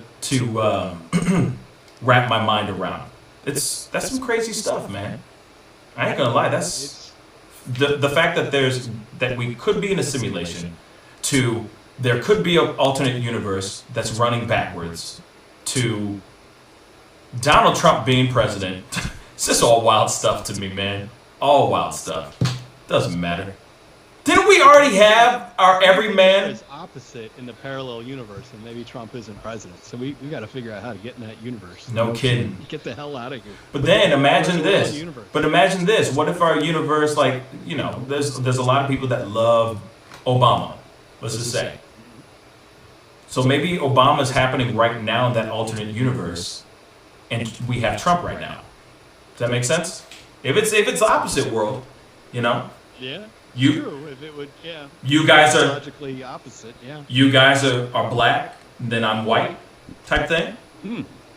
Alternate, opposite world type stuff. That'd be kind of wild, man. Yeah. That'd be kind of wild. See, these are the moments where it's like, where's the weed at, yo? Sitting by a campfire. Whoa, man, that'd be weird, man. You ever think about that? Yeah, this is where we need Joe Rogan on here to drop some See? DMT and Yeah. then Be like, yeah, you know, tell us his philosophy. so weird, you know, just dropping DMT and just having a conversation with Mike Tyson. It's just wild. And we're talking about rear naked chokeholds and punching each other in the face till we bleed out of our eyes. You know, it's totally normal. That's what he does on his podcast. He's sitting there smoking weed on his podcast. Where he, you know, pay people to eat like donkey penises and stuff. So, Word. you know. I mean, hey, that's not a bad gig at all. That was a popular show. I mean, I didn't like it, but it was still a popular show. A very popular I did see show. the Chappelle Show sketch. So just this last weekend they were playing it on Comedy Central, where Dave Chappelle goes on, or Tyrone goes on Fear Factor. Yeah. He's walking over the coals. My feet are strong. It's my favorite. I love me some crack. Anyway, moving on. Let's see. Oh, okay. So there is also some other some conversation about something about being able to vote through the mail. Let's talk about that real quick, because that's interesting as well. Well, Michigan and Nevada have sent out applications for absentee ballots. Obviously, with the coronavirus, people aren't exactly sure what November is going to look like with the elections. So they've sent out applications for absentee ballots. Trump and the Republican Party does not want mail-in voting in November. They have been very upfront and honest about it. They don't want it because they don't feel that they'll win. They think the more people that will vote, the less likely it is that Trump will be reelected and that Republican senators and congressmen will be elected. So they're couching this argument in the idea that, and it's totally unproven, but they're saying that the reason they don't want mail-in ballots is because it will result in voter fraud. There's been no documented cases, I mean, at least no widespread reported cases of voter fraud happening through the mail. And I should also mention there have been other states that are looking at mail-in ballots, absentee ballots for the November election that are more Republican friendly. I think West Virginia, and I forget, maybe South Carolina, but there are other states that are kind of doing the same thing that Michigan and Nevada are doing. But Trump's okay with them because they're Republican states. Michigan is the battleground state. You remember Trump won that in 2016, but had been solidly Democrat for a long time before that. The 2018 midterm elections went for Democrats in Michigan. So it's going to be a hard-fought battle for Trump this time around. There's early polling showing that he's losing to Biden in Florida, that he has their close races in Georgia and Texas. So they really don't want mail-in ballots. Is what it comes down to. They don't want. Now, the less people that vote, the more likely it is Trump's going to be president. Now the thing is Meredith just said this too. So I'm going to read what she said. She said, "Too many ways to scam if you vote in the mail." Do you think that's actually true? Do you think that's actually true, Tom, Jack? Not really. I mean, if there's. Or do you think he's just pulling? Or voting a couple of times. And I've done it too. But do you think that he's just trying to find every excuse under the sun so that he doesn't? Or do you think he's just trying to find any excuse under the sun to have control over it?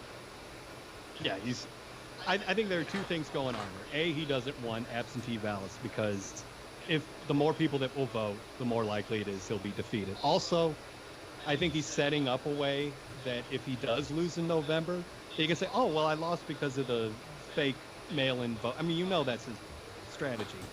Even if he loses, he's not going to admit defeat. He'll blame it on something, say the system was biased against him, or whatever. So, I mean, if he loses in November and there's mail-in ballots, then he'll say, "Oh, well, there was voter fraud," and they'll say, "Oh, well, why don't you, ask for an investigation into that?" And be like, "Oh, no, I'm not going to, So the big thing about with mailing stuff in, so it doesn't matter if you go to the polling place or if you were to mail your stuff in. The source of the fraud is going to be who is processing the ballots. So if you will follow these news things where they talk about, mail trucks full of Democratic votes or ballots found, stored in warehouse, or if the ballots don't make it there because somebody else is in charge of how they're being transported, or somebody that's in oversight of where those are being delivered to decide that certain mail-in ballots don't get processed. That's where it could be the fraud. It's these. I know that there's voting fraud with the machines. Like, we know that 100%. So I don't know that there's paper ballot mail-in fraud. I know there's electronic fraud where people go and they click on one thing and it changes their vote when it's being submitted. I like, that's been proven. They show it. They've shown the videos. Like, I know that that's an issue. Yeah. And when you look at who owns the voting machines now too, the fact that Jared Kushner's family owns like a large contract for the voting machines in the U.S. Interesting. Isn't that concerning? That's very concerning. You also got to remember, Tashara Jones said something. Treasurer Tashara Jones said something on her interview with us last week, and she said something in regards to Trump is trying to withhold funding for the Postal Service as well, because he doesn't want to have that as an option. He does not want to have mail-in absentee votes mailed in. He does not want that because he fears that he will not get the vote, that he will not get the win through this absentee vote type of thing. It's a very interesting he said it himself. Approach.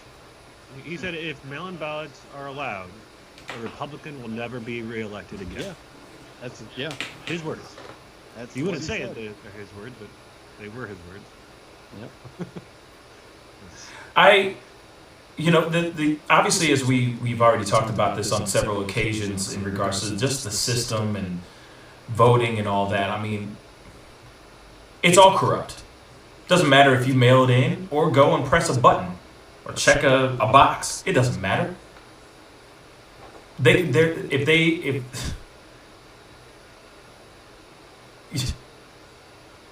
If you want to find a way to cheat, you're going to find a way. If you're going to try to bend the system, they'll find a way to bend the system. I mean, look at the many ways that they've shown that the voting system is flawed.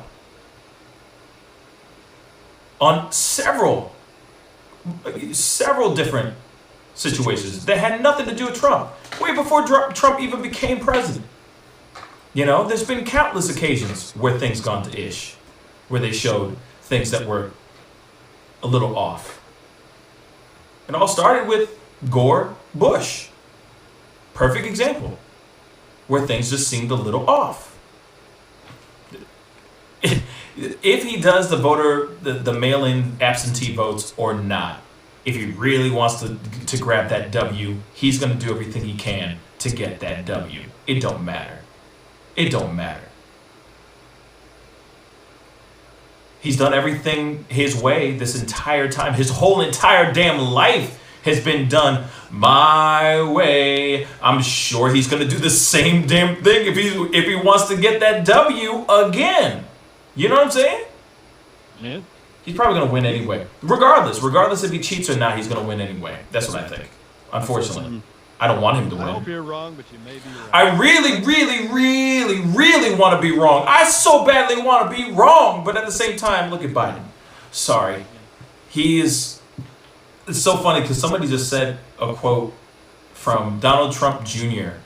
and I lost it because it was Donald Trump Jr. douchebag McGee, right? As you said, what did you say? A douche canoe. I mean, you know what I'm saying. The apple doesn't fall far from the tree. But he said something about Biden in a tweet that I thought it was hilarious. He said Biden is like a computer that has a whole bunch of windows open, but he doesn't know where the music's coming from. Get it? He's an old man. I thought it was pretty funny. Now, I lost it. I was like, oh my God. It was a good roast. But I'm going, oh man, I want him to win. But it is kind of like that. I mean, obviously, I know we're going off on another, like a random tangent, but regardless, if we were to go do the absentee ballot thing, it ain't going to change nothing. If he really wants to bend the system, he will bend the system. Maybe he's worried about a paper trail. Say that he goes, say that he wants to alter the votes just ever so slightly, so he can go home with the W, right? That is paper trail. That is a paper trail of people sending in their votes, going, hey, I voted, and I did not vote for him. I voted Biden. Here's the proof. That's the only thing I could think of as a possibility of like his concern about that. Going out there digitally and just pressing a button, that's another thing. You can alter that all day long without a paper trail, without facts. Or you could just go, oh, there's a glitch. Somehow I went to Trump all the time. See what I'm saying? So that's my theory, that he just does not want to have that out there as a possibility, because if everybody and their mama ends up doing absentee votes, there would be a paper trail. There'd be proof of him cheating. That's possible. Man, can you imagine just like all these people going to get their stimulus check online and going and being able to use all these online tools like, on the government website? I mean, wouldn't you just imagine? How about like, America.gov/vote? Yeah. Vote.gov. Easily do that. You just go and you put in your social, right, all your information, so they know it's you. Take a photo of you or something. Boom. Cast your vote. Or an app. Download an app. Boop. Done. I vote for, you know what I mean? Here's my face. Here's my ID. Proof. See what I'm saying? Easily done. You don't even need to mail anything in. Just like you do when you sign off a couple things, they verify who you are. Like, only argument I present here is that when it comes to that, if we went digital like that, there's a lot of old people that are super digitally illiterate. There's people that are sitting there still going, how do you text message somebody?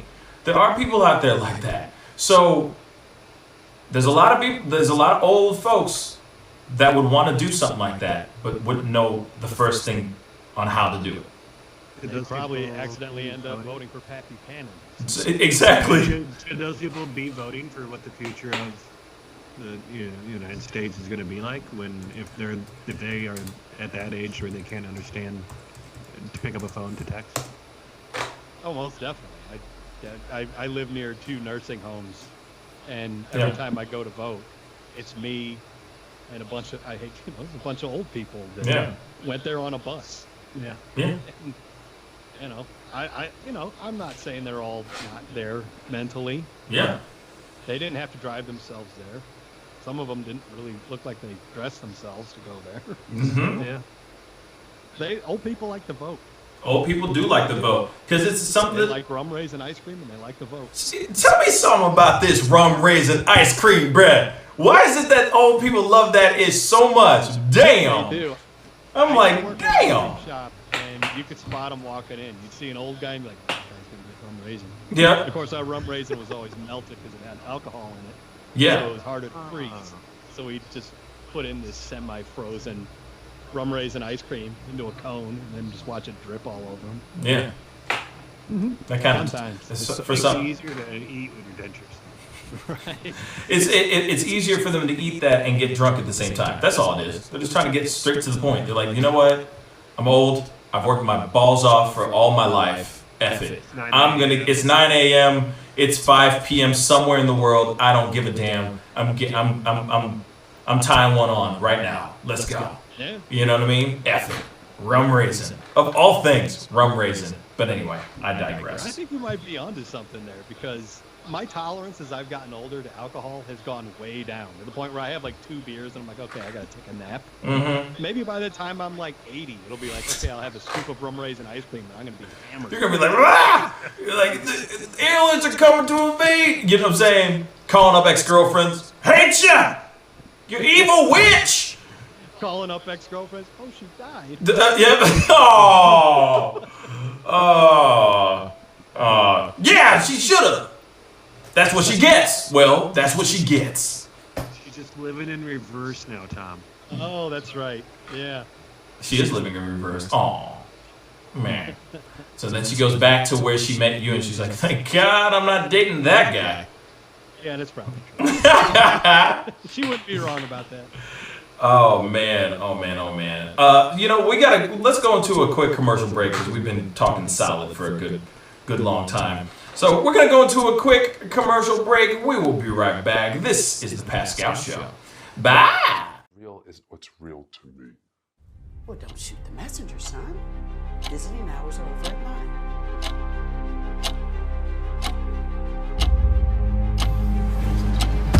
Stop it! Sit down! You don't tell me how to raise my boy. You gonna shoot me, man?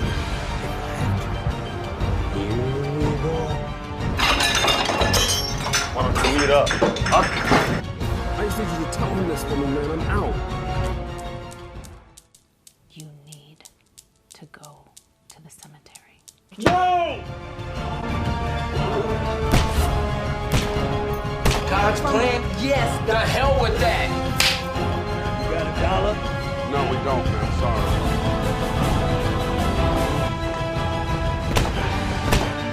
Tell me if I can't please. What's up, man? Good to see you, man. Yeah, so Sugar Fire. Yeah. Fully open, right? Yeah, we're pretty much open. So you can't sit inside yet. Monday you can sit inside a little bit. We'll have 25% of the tables inside, and then we're letting it rip outside. So I know that there's a lot of people really concerned about staying safe and all of that. No, so what are you guys doing in regards to that? Well, and we have extra people to clean and rub everything down all the time. Everybody inside's wearing masks. And we have little stickers on the ground so everyone can stay 6 feet apart. Right on. The tables are all spaced out, inside and outside. Sugar Fire, open in full effect right now. They're staying healthy, they're staying clean. Go get you a rack of ribs. Sugar Fire, open right now. Thanks.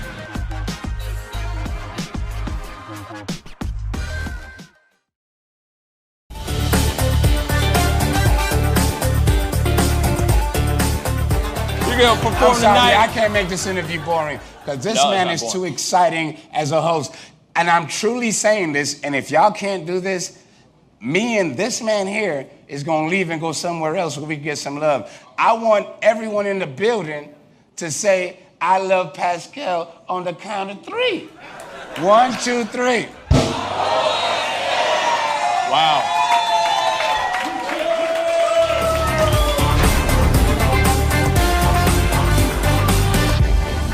Homeowners and property managers, If you're looking for effective and humane ways to remove wild animals and deal with the damage that they have caused, we have good news for you. Introducing Wildlife Command Center. We are the only wildlife company that checks 70 different areas on a structure to determine the answers to the following questions. For more information, call us now.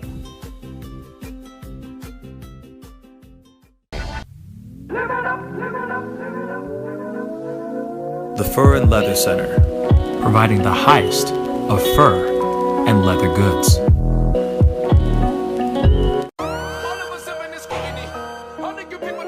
Sex, money, power, respect. All of us have in this scrutiny. All of you people different to me. Take up your glass. The festival is crazy in the streets. Deception, the fakers, and leaks. Entertainers and trucking for tweakers and losing their selves and nothing unique. All of us under surveillance. We wasn't feeling they made it. Half of them stumbling around and they faded. They live in the world that's degraded for people that's constantly hated. Imagination. Image a world. IDEX Media. Awesome sauce. Yeah, baby. Hey, it's Mike from Sugar Fire. Still open all of our locations. Carry out, delivery, curbside. Call in. We're delivering outside of our range too. So if you get hungry, come on by.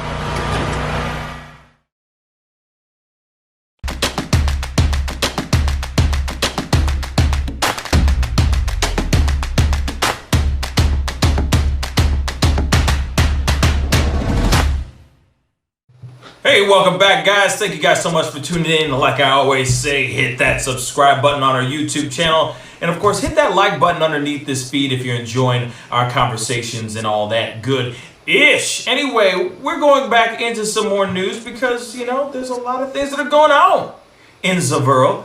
Now, speaking of the world, something's been going on with dolphins. Tommy, speak on it. Yeah. In Australia, there's a place called Tin Can Bay, which is popular among tourists where they can go and spot dolphins. And they can feed the dolphins there. So, of course, the dolphins are always more than happy to see the humans swim up, you know, maybe flip around a little bit and leave with their food. But since coronavirus has happened, obviously humans haven't been going to Tin Can Bay as much and feeding the dolphins. Dolphins, as you might know, are like right behind humans as far as intelligence goes. The dolphins have started missing the humans. So they've started swimming up to Tin Can Bay and presenting gifts. They're calling them gifts. I mean, it's like barnacles and coral and, you know, strange sea trash. But still, they're saying that these dolphins appear to be missing the food that the humans are bringing to them, and are, you know, like a dog will bring you something if it wants, you know, bring you a present if it wants you to be fed, or cats will bring you little treats here and there. I guess that's what the dolphins are doing because they're missing their daily feedings from the tourists. Oh, wow. Yeah, so it's kind of interesting that, you know, all the weird little, you know, all the little ripple effects that happen because of coronavirus, all the way to dolphins in Australia and Tin Can Bay. Yeah. Right. What's funny to me, it almost seems like they feel as if they did something wrong. Like they're the boyfriend they don't know what they did wrong, but they're like, here are these gifts though. I got you a barnacle. Please come back, baby. Baby, I'm sorry. What did I do? You know what I'm saying? It's almost like that. Where'd they all go? What did I do? What did I do? They came in here giving me treats and stuff. What did I do? Here's a barnacle. You know what I mean? Here's a half-eaten fish. You know? Please come back. What did I do? You know what I'm saying? Like, you remember that game Echo? Hell yeah. That was my jam. Echo the Dolphin was my jam, bruh.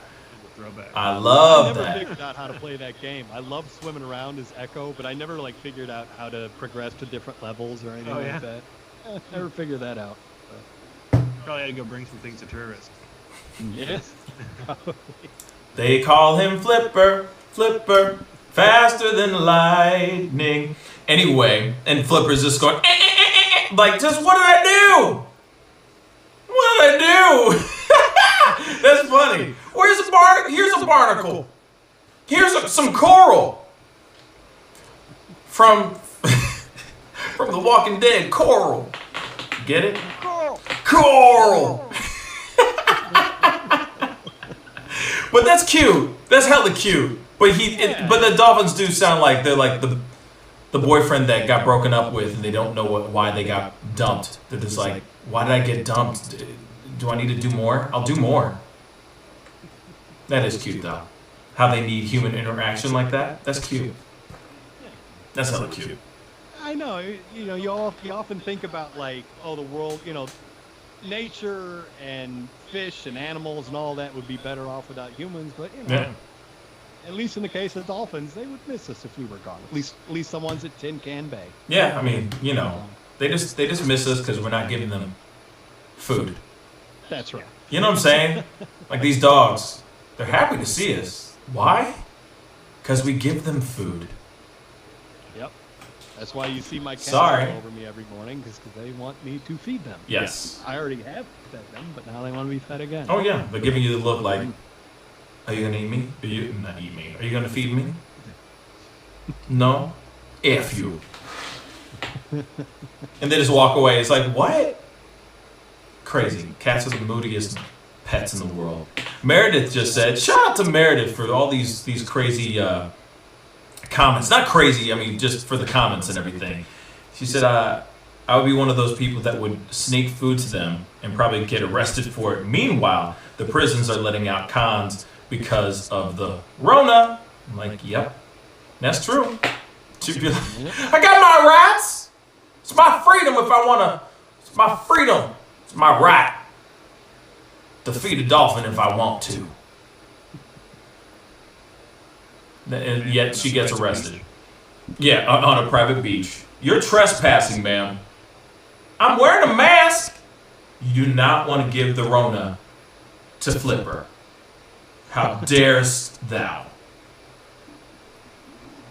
Wait till SeaWorld closes down because Shamu's got the coronavirus. Yeah? Shoot. They finally let him out. That's some funny stuff, man. It's like Free Willy. You know?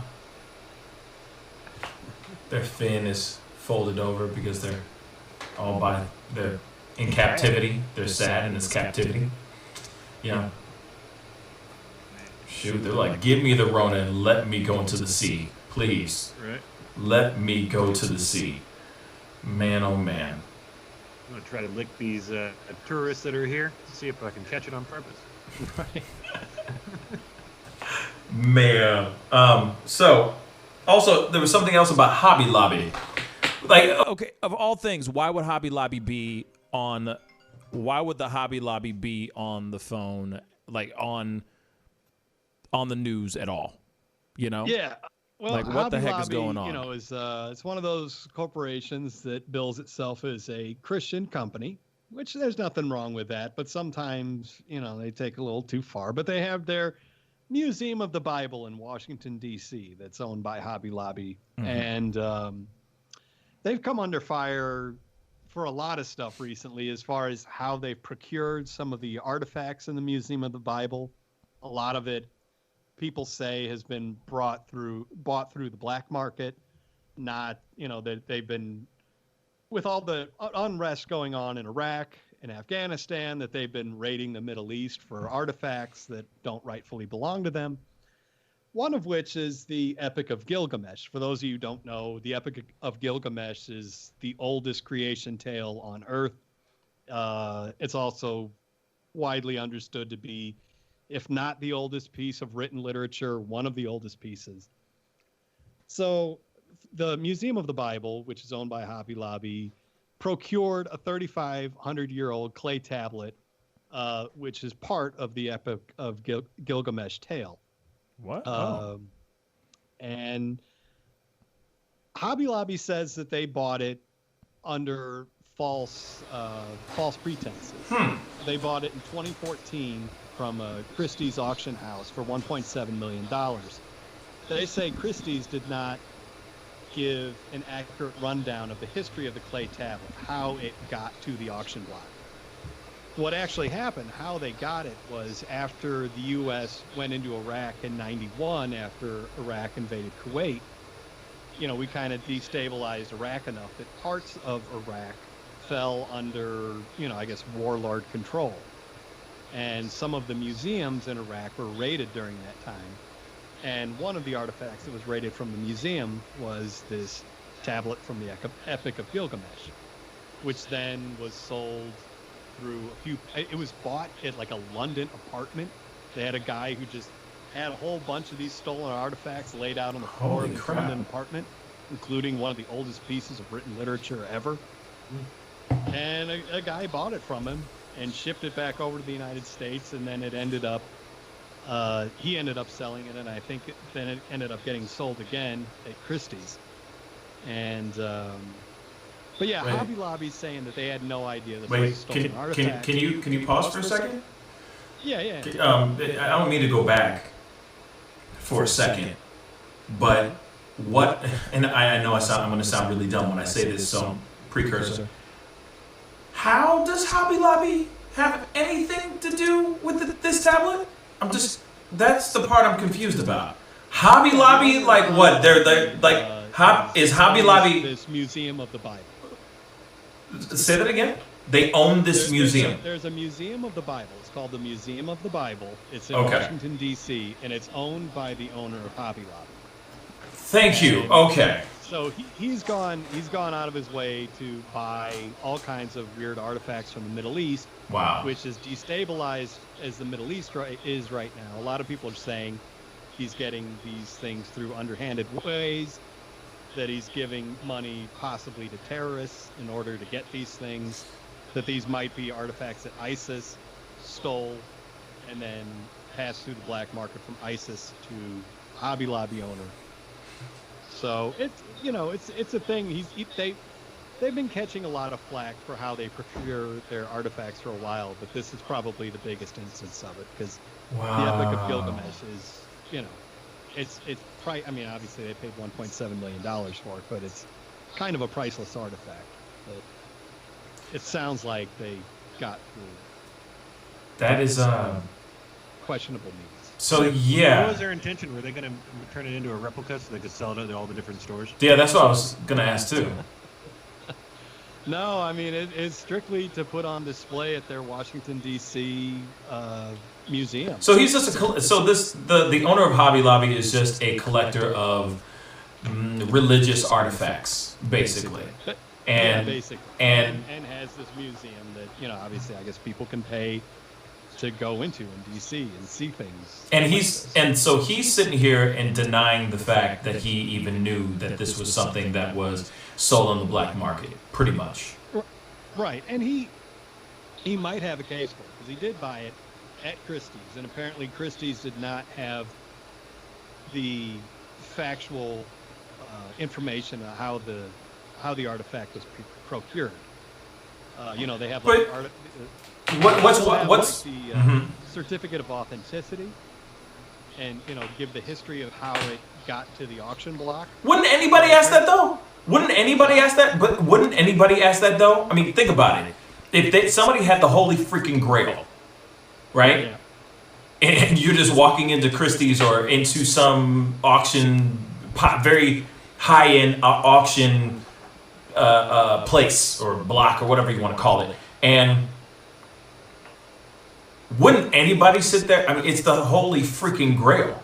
You see what I'm saying? It's Gilgamesh. It's the Gilgamesh tablet, for crying out loud. Wouldn't anybody go, wait a second, why is this here? You know what I'm saying? Like, if that's the first, document of any religion or of any creation or of anything, wouldn't any person, even the owner of Hobby Lobby, take a second and take a step back and go, wait a second, how did they obtain that? I understand that piece of art. I understand some Monets and some Van Goghs, but come on. That is the dawn of time. That is the explanation of why man is on this planet in the first place type stuff. You know what I'm saying? You know what I'm saying? Like, it was the first Bible ever written type thing. Or the first Quran ever written, or the first, whatever it might be, somebody's going to sit there and go, wait a second. First, is it real? Second, where the hell did you guys get that? Because that's some wild-ish. Why would somebody want to give that away for how much did he buy it for? $1.7 million. $1.7 million. That thing is priceless. Are you kidding me? 1.7 mil? You knew for a fact that was stolen, bruh. Come on, Hobby Lobby. Come on, Hobby Lobby.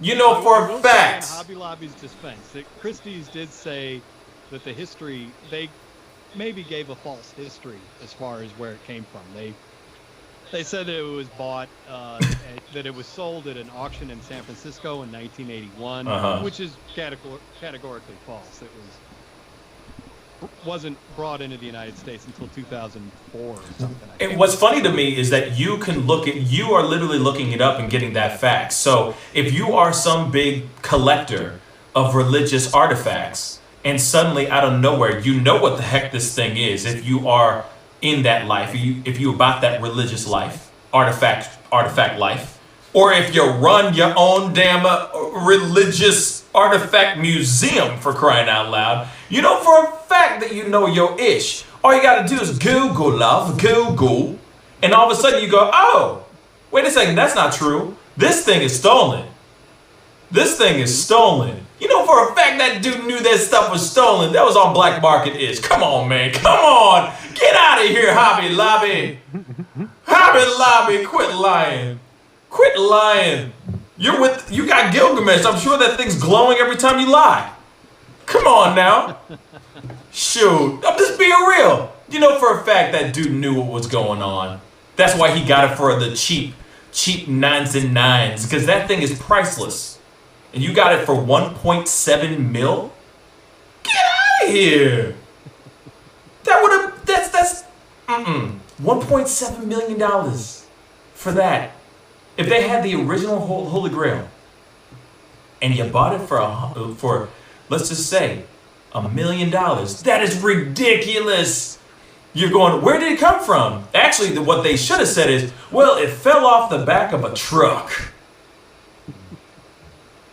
Because you basically got like a brand new flat screen TV with all the trimmings, the smart screen TV, like a smart TV that fell off the back of a truck for 25% of what it really costs.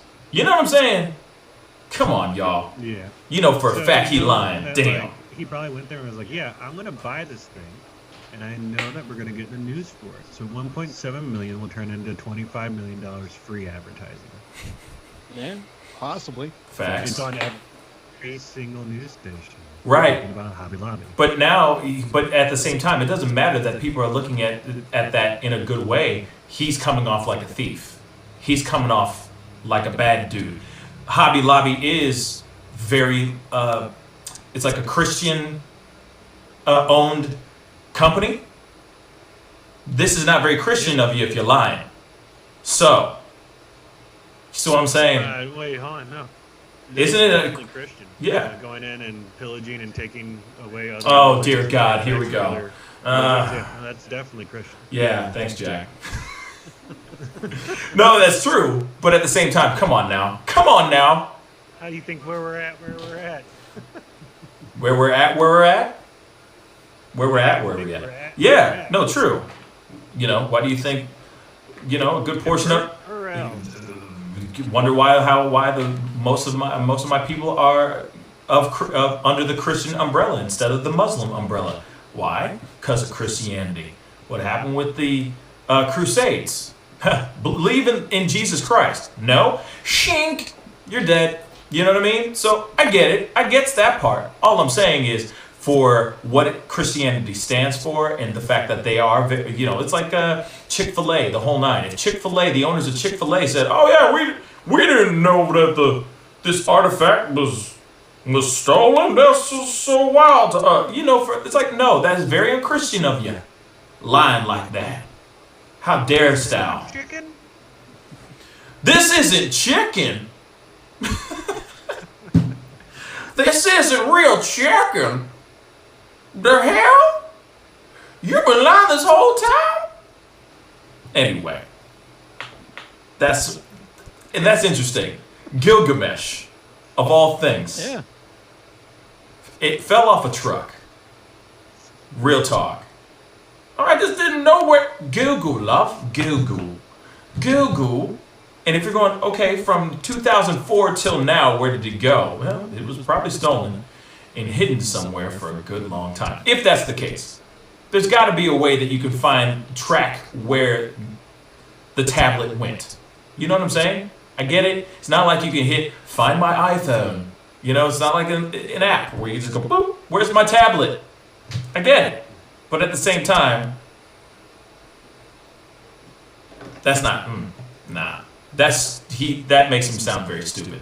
So, Jack, in response to what you said, like, oh, this is $25 million worth of publicity, it's really stupid publicity. Unfortunately. Well,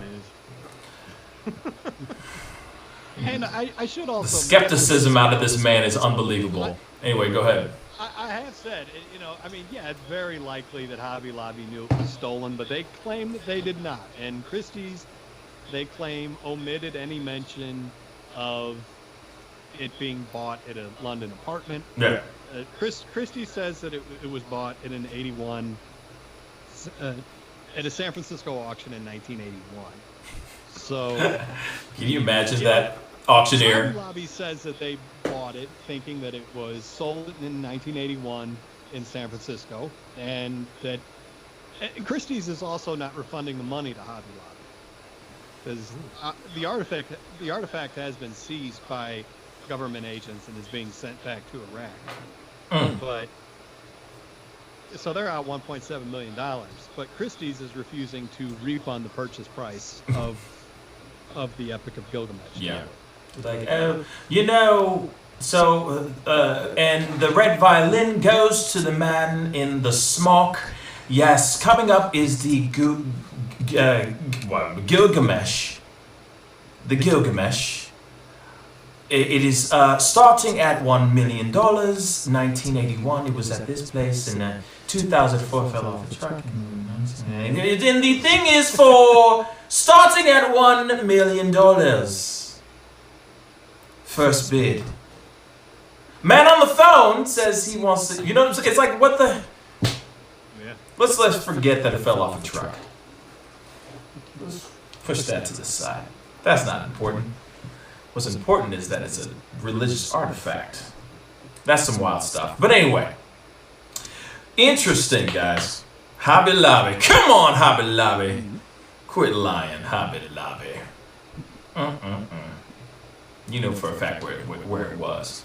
Anyway, it's time for some birthdays. Shall we get into some birthdays? Yeah. We got a good amount of birthdays too, because I got a few from the last few days since we've been gone that were highlighted. Okay. I wanted to make sure we're included. Yeah, let's blaze through them. Let's blaze through these bad boys. Oh, you're getting a little choppy. You get any? Do you have any music going on here? Can you sing me a happy birthday tune? Happy birthday to ya. Happy birthday to ya. Happy birthday. Happy birthday to ya. Keep on going. Happy birthday to ya. Happy birthday. Happy birthday to ya. Happy birthday to ya. Happy birthday. Happy birthday to you. Are you going to do it or what? Come on. He's on loop. No, I can't talk over you. You're crazy. All right. So, this gentleman is from Fiji. He actually passed away January 15th of 2017. He was born in 1943, and he was a wrestler known by the nickname Superfly. Oh, Jimmy Snuka. Jimmy Snuka. Good job. Yes, sir. Who may or may not have murdered his wife in the 80s. May or may not. Carol Baskin. Carol Baskin. Killed her. Jimmy Snuka. Husband whacked him. Can't convince me that didn't happen. There you go. Carol Baskin. All right. From Upper Darby, Pennsylvania. 50 years old on May 18th. This TV actress, comedian, Actress, writer, producer, was the first female head writer at Saturday Night Live. That's Tina Fey. Tina Fey. Yep. Good job. All right, all right. What happened to her mouth? Now, What happened to her mouth? Huh? Whatever happened to her? Did they ever say what happened to her mouth? You know, she has like that weird scar on the side of her, on her It mouth. says there was an interview she gave where she said when she was a little girl, a man was walking down the street and slashed her in the face with a knife. But, you know, she didn't give any more details than that. Damn. But she was just out in her front lawn and a guy came by and slashed her with a knife. Oh my God. Okay. Yeah. Damn. Okay. I thought it was maybe a fishing accident or something crazy like that. But okay. Yeah, I think that's the official story. Wow. Okay. All right. From Poteet, Texas, turning 68 years old on May 18th, this country singer, producer, and actor released 18 consecutive #1 hits and was called the King of Country by the Christian Post in 2012. Randy Travis? Nope. I don't know. 2012. He's in the U.S. Army in Hawaii. He grew up on a 2,000-acre cattle ranch near Big Wells, Texas. Wait. Born in 1952, Poteet, Texas, and he is the King of Country. King of Country. Garth Brooks? Nope. 18 consecutive #1 hits. George Strait. George Strait. Oh. Yes, sir. All right. From North Shore, Hawaii, turning 45 years old on May 18th, this rock singer-songwriter is known for his acoustic guitar-based folk rock songs. He had his debut album, Brushfire Fairy Tales, which included songs called Upside Down, Better Together, and Banana Pancakes. Don't know. He featured Ben Harper on the song With My Own Two Hands. I was going to say, isn't it Jack Johnson? Yes, sir. Wow, that was a wild guess. Okay. There we go. Let's see. This religious leader was from Wadowice, Poland, or Wadowice, Poland. He passed away on April 2nd, 2005 at the age of 84. He was born in 1920. He was the second longest serving pope in history.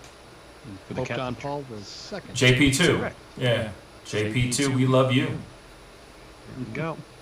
All right. From Cannonsburg, Pennsylvania, he actually passed away on May 12th of 2001 at the age of 88.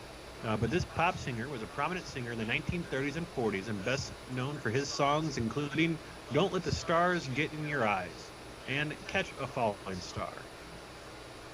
He was a television personality who hosted his own weekly TV show. He was a pop star during when? The 30s and 40s. Oh, He was okay. influenced by Bing Crosby's style. Perry Como? Perry Como is correct. Wow. That's a...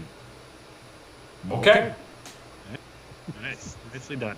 All right. From Winecoat, Pennsylvania, turning 74 years old on May 18th, this baseball player was known as Mr. October. His last game was for the Yankees in 1981, a year before another left-handed slugger, Don Mattingly, began his historic career with the Bronx Bombers. He was inducted in the Hall of Fame in 1993 wearing a Yankees cap, since he was unceremoniously fired from the Oakland A's. Oh, Pete Rose. No. Jose Canseco? Nope. Reggie Carlton Jackson. Fisk. Who? Reggie Jackson. Okay. Oh, Reggie Jackson. Yep. Damn. Born on May 19th, turned 28 years old from London, England. This pop singer is an English pop artist who broke onto the dance scene with Latch. Sam Smith. And what's that? Sam Smith. Yeah, Sam Smith, and he did Stay With Now I got you in my place. I'm latching onto you. Yep. Good song. Damn good song. Right. I'm going through here. We got May 19th from Philadelphia, Pennsylvania. Turned 28 years old. This prolific music producer, known by the pseudonyms .com, and he's a DJ. He dresses up as a white-clad, bucket-headed... What? He collaborated with Selena Gomez on the hit song Wolves.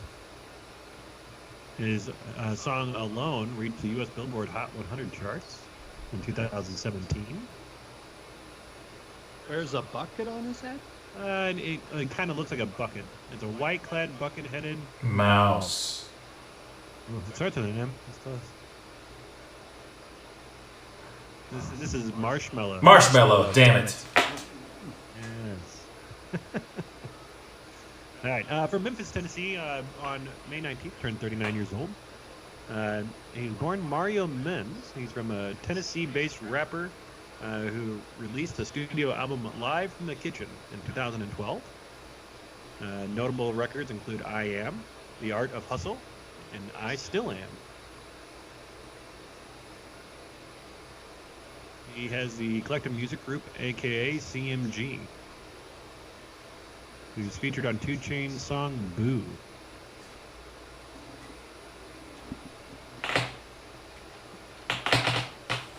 Hold on.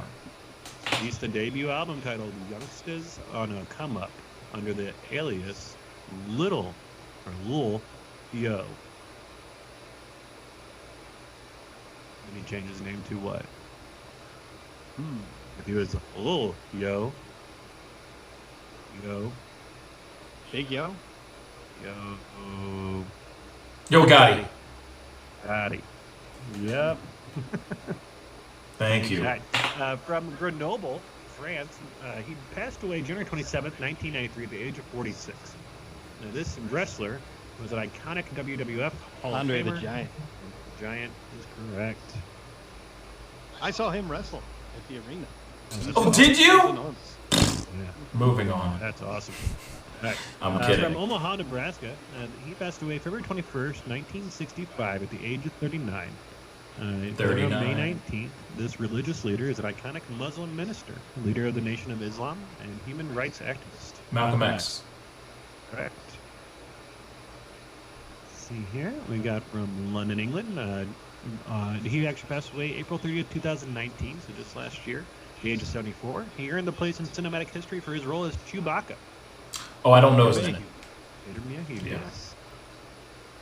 So we got a good list of people there over the last couple days. Yeah. From Greenville, South Carolina, turned 44 years old. This basketball player is in 2004 NBA MVP. He was drafted straight out of high school by the Minnesota Timberwolves. And then he is a Boston Celtics in 2007. And he took them to a title in 2008. Oh, damn. He was on the cover of Sports Illustrated with Celtics player Bill Russell following the team's 2008 championship. Celtics. Me and KG. Oh, Kevin Garnett? Kevin Garnett. Yep. Damn. All right, from Kim Lien, Vietnam. Passed away in 1969 at the age of 79. This communist revolutionary led the Viet Minh independence movement. Ho Chi Minh? Correct. Got a little history buff here. All right. From Frankfurt, Germany. Passed away in June 12th of 1994 at the age of 35. This family member is the former wife of professional NFL player O.J. Simpson. Oh, Nicole Brown Simpson. Correct. From El Centro, California, turning 74 years old yesterday. Born, none of that will give it away. She's known as the Goddess of Pop. Sold over 100 million records and won Billboard's Artist of the Year award in 2002. Britney Spears? Nope. The Goddess? And Cher. Oh, Cher. Yeah. Let's see here. From Honolulu, Hawaii. He passed away at 38, 97. This was a Hawaiian musician and entertainer, and he sang Somewhere Over the Rainbow and What a Wonderful World with his ukulele. I know who you're talking about. I Yeah. don't remember his name. Same here, but I don't know who it is. Yeah, Israel Kama Kobaya Wild Uli. I was gonna say, ooh, oh, I was off. Yeah, I had Israel. Wow. I was wrong. But there we go. I had it wrong. I was going to say Palestine. Wow. The last 7. So we're going to plow through these. We got from let's go. From New York City, New York, becoming 48 years old. This rapper is most recognition for the song Woo-Ha. And then became known as his Rapid Busta Rhymes. Yes, Busta Rhymes, correct. Got you all in check. From Indiana, Pennsylvania. He passed away in 1997, age 89. On May 20th, he would have turned, what was that? He was born in 1908. So it would have been 112. All right, that's crazy. But he earned Best Actor Academy Award for his role in the 1940 film The Philadelphia Story. And the Christmas film, It's a Wonderful Life. Oh, Jimmy Stewart. James Stewart, correct. Okay, we have 55-year-old yesterday from Columbus, Ohio, TV show host. He's a cookbook author and television personality who hosted Bravo's Queer Eye for the Straight Guy in 2003 and the cooking show Chopped in 2009. Oh, I know him, but I don't know him. Glasses. Ted Allen. There we go. Oh. Yep, big glasses, yep. Let's see here. From Cork, Ireland, turned 28 years old, although he looks a lot younger. He was born in 1992, yesterday. And he is an Irish screen actor who played the role of Joffrey Baratheon on the popular television series Game of Thrones. Oh, I don't know his name. Yeah, I don't know his name either. Yeah, that's Jack Gleason. Oh, okay. Damn, I did know his name, actually. Shit. All right. Here's some, let's see, I'm going to go with this guy first. We got from London, England. Today is his birthday, turning 47 years old. He's a comedian and actor who played the role of Vince Noir on The Mighty Boosh and starred as Richmond Albanel in the IT Crowd. He became the host of BBC's The Great British Bake Off. Noel Fielding. Yeah, correct. Yes. Correct. All right. From Montreal, Canada, he passed away in 2007 at the age of 40. Today would have been his birthday. He's a Canadian pro wrestler who earned over 20 titles for the course of his career, including WCW World Heavyweight Championship and WWE World Heavyweight Championship. Let's see. He won the 17th annual Royal Rumble event in 2004. He wrestled MMA fighter Brock Lesnar into submission in 2004 as well. Is that Owen Hart? Nope. Bret Hart? Nope. No. Fellow Canadian. That'll be Chris Benoit. Yeah. All right, here's our last two. All right. And I'm going to go with this one first. From Brooklyn, New York. He passed away March 9th, 1997 at the age of 24. Born in 1972. He was also known as Biggie Smalls. Oh, Notorious B.I.G. or... Yeah. Correct. No, I was going for the Notorious B.I.G., not his, I guess, his given name. Chris, I forgot his last name now. Carter? No. Wallace? Christopher George Latour Wallace. Yeah, say Chris Wallace, yeah. Okay, and here's the last one for today. We have turning 68 years old today from Chicago, Illinois. Born Lawrence Tureau. He became known as a tough guy, star on the A-Team, and as boxer Clubber Lang in Rocky III. Mr. T. Mr. T. Correct. So, happy birthday to all the celebrities out there in the last few days that we've missed. And, yes. I hope that they enjoy their day, and happy birthday to everybody else. And yeah. Yes. Happy birthday. That was a good comprehensive birthday list there. Yeah. Yes. I mean, we had to catch up on all 3 days, including today, too. So, happy birthday, everybody. I hope you guys are having a good one or had a good one over the past couple days. Anyway, it's time to get going, but I wanted to say this. It feels really good to be back. I missed being on the show. I missed talking to all y'all, being with you guys and hanging out. I will be on tonight at 7 p.m. Central Standard Time, so be sure to be on the lookout for that. Burton Gilliam from Blazing Saddles might be on the show tonight. I don't know. It's been a tough one.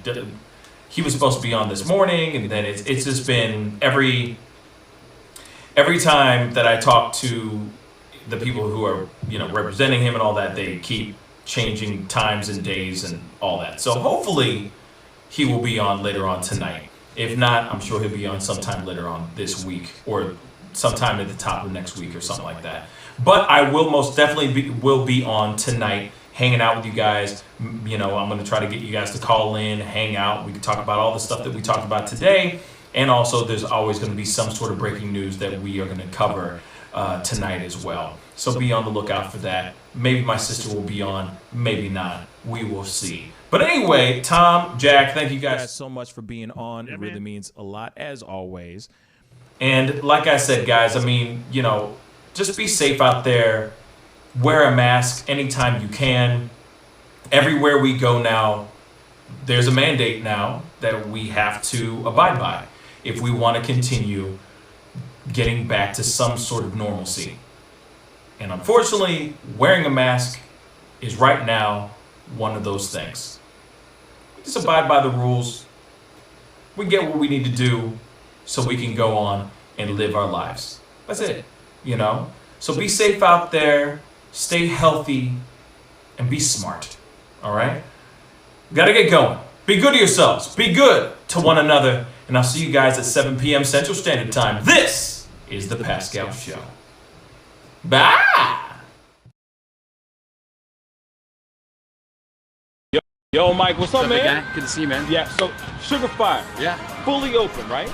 Yeah, we're pretty much open. So you can't sit inside yet. Monday you can sit inside a little bit. We'll have 25% of the tables inside, and then we're letting it rip outside. So I know that there's a lot of people really concerned about staying safe and all of that. No, so what are you guys doing in regards to that? Well, and we have extra people to clean and rub everything down all the time. Everybody inside's wearing masks. And we have little stickers on the ground so everyone can stay 6 feet apart. Right on. The tables are all spaced out, inside and outside. Sugar Fire, open in full effect right now. They're staying healthy, they're staying clean.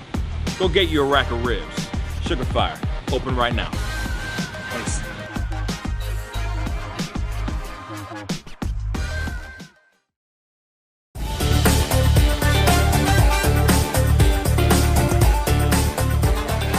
I'm sorry, I can't make this interview boring because this man is too exciting as a host. And I'm truly saying this, and if y'all can't do this, me and this man here is going to leave and go somewhere else so we can get some love. I want everyone in the building to say, I love Pascal on the count of 3. 1, 2, 3. Wow.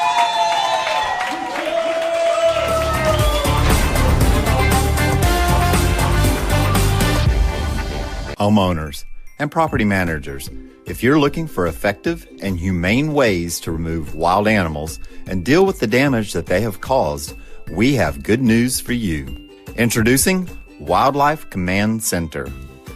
We are the only wildlife company that checks 70 different areas on a structure to determine the answers to the following questions. For more information, call us now.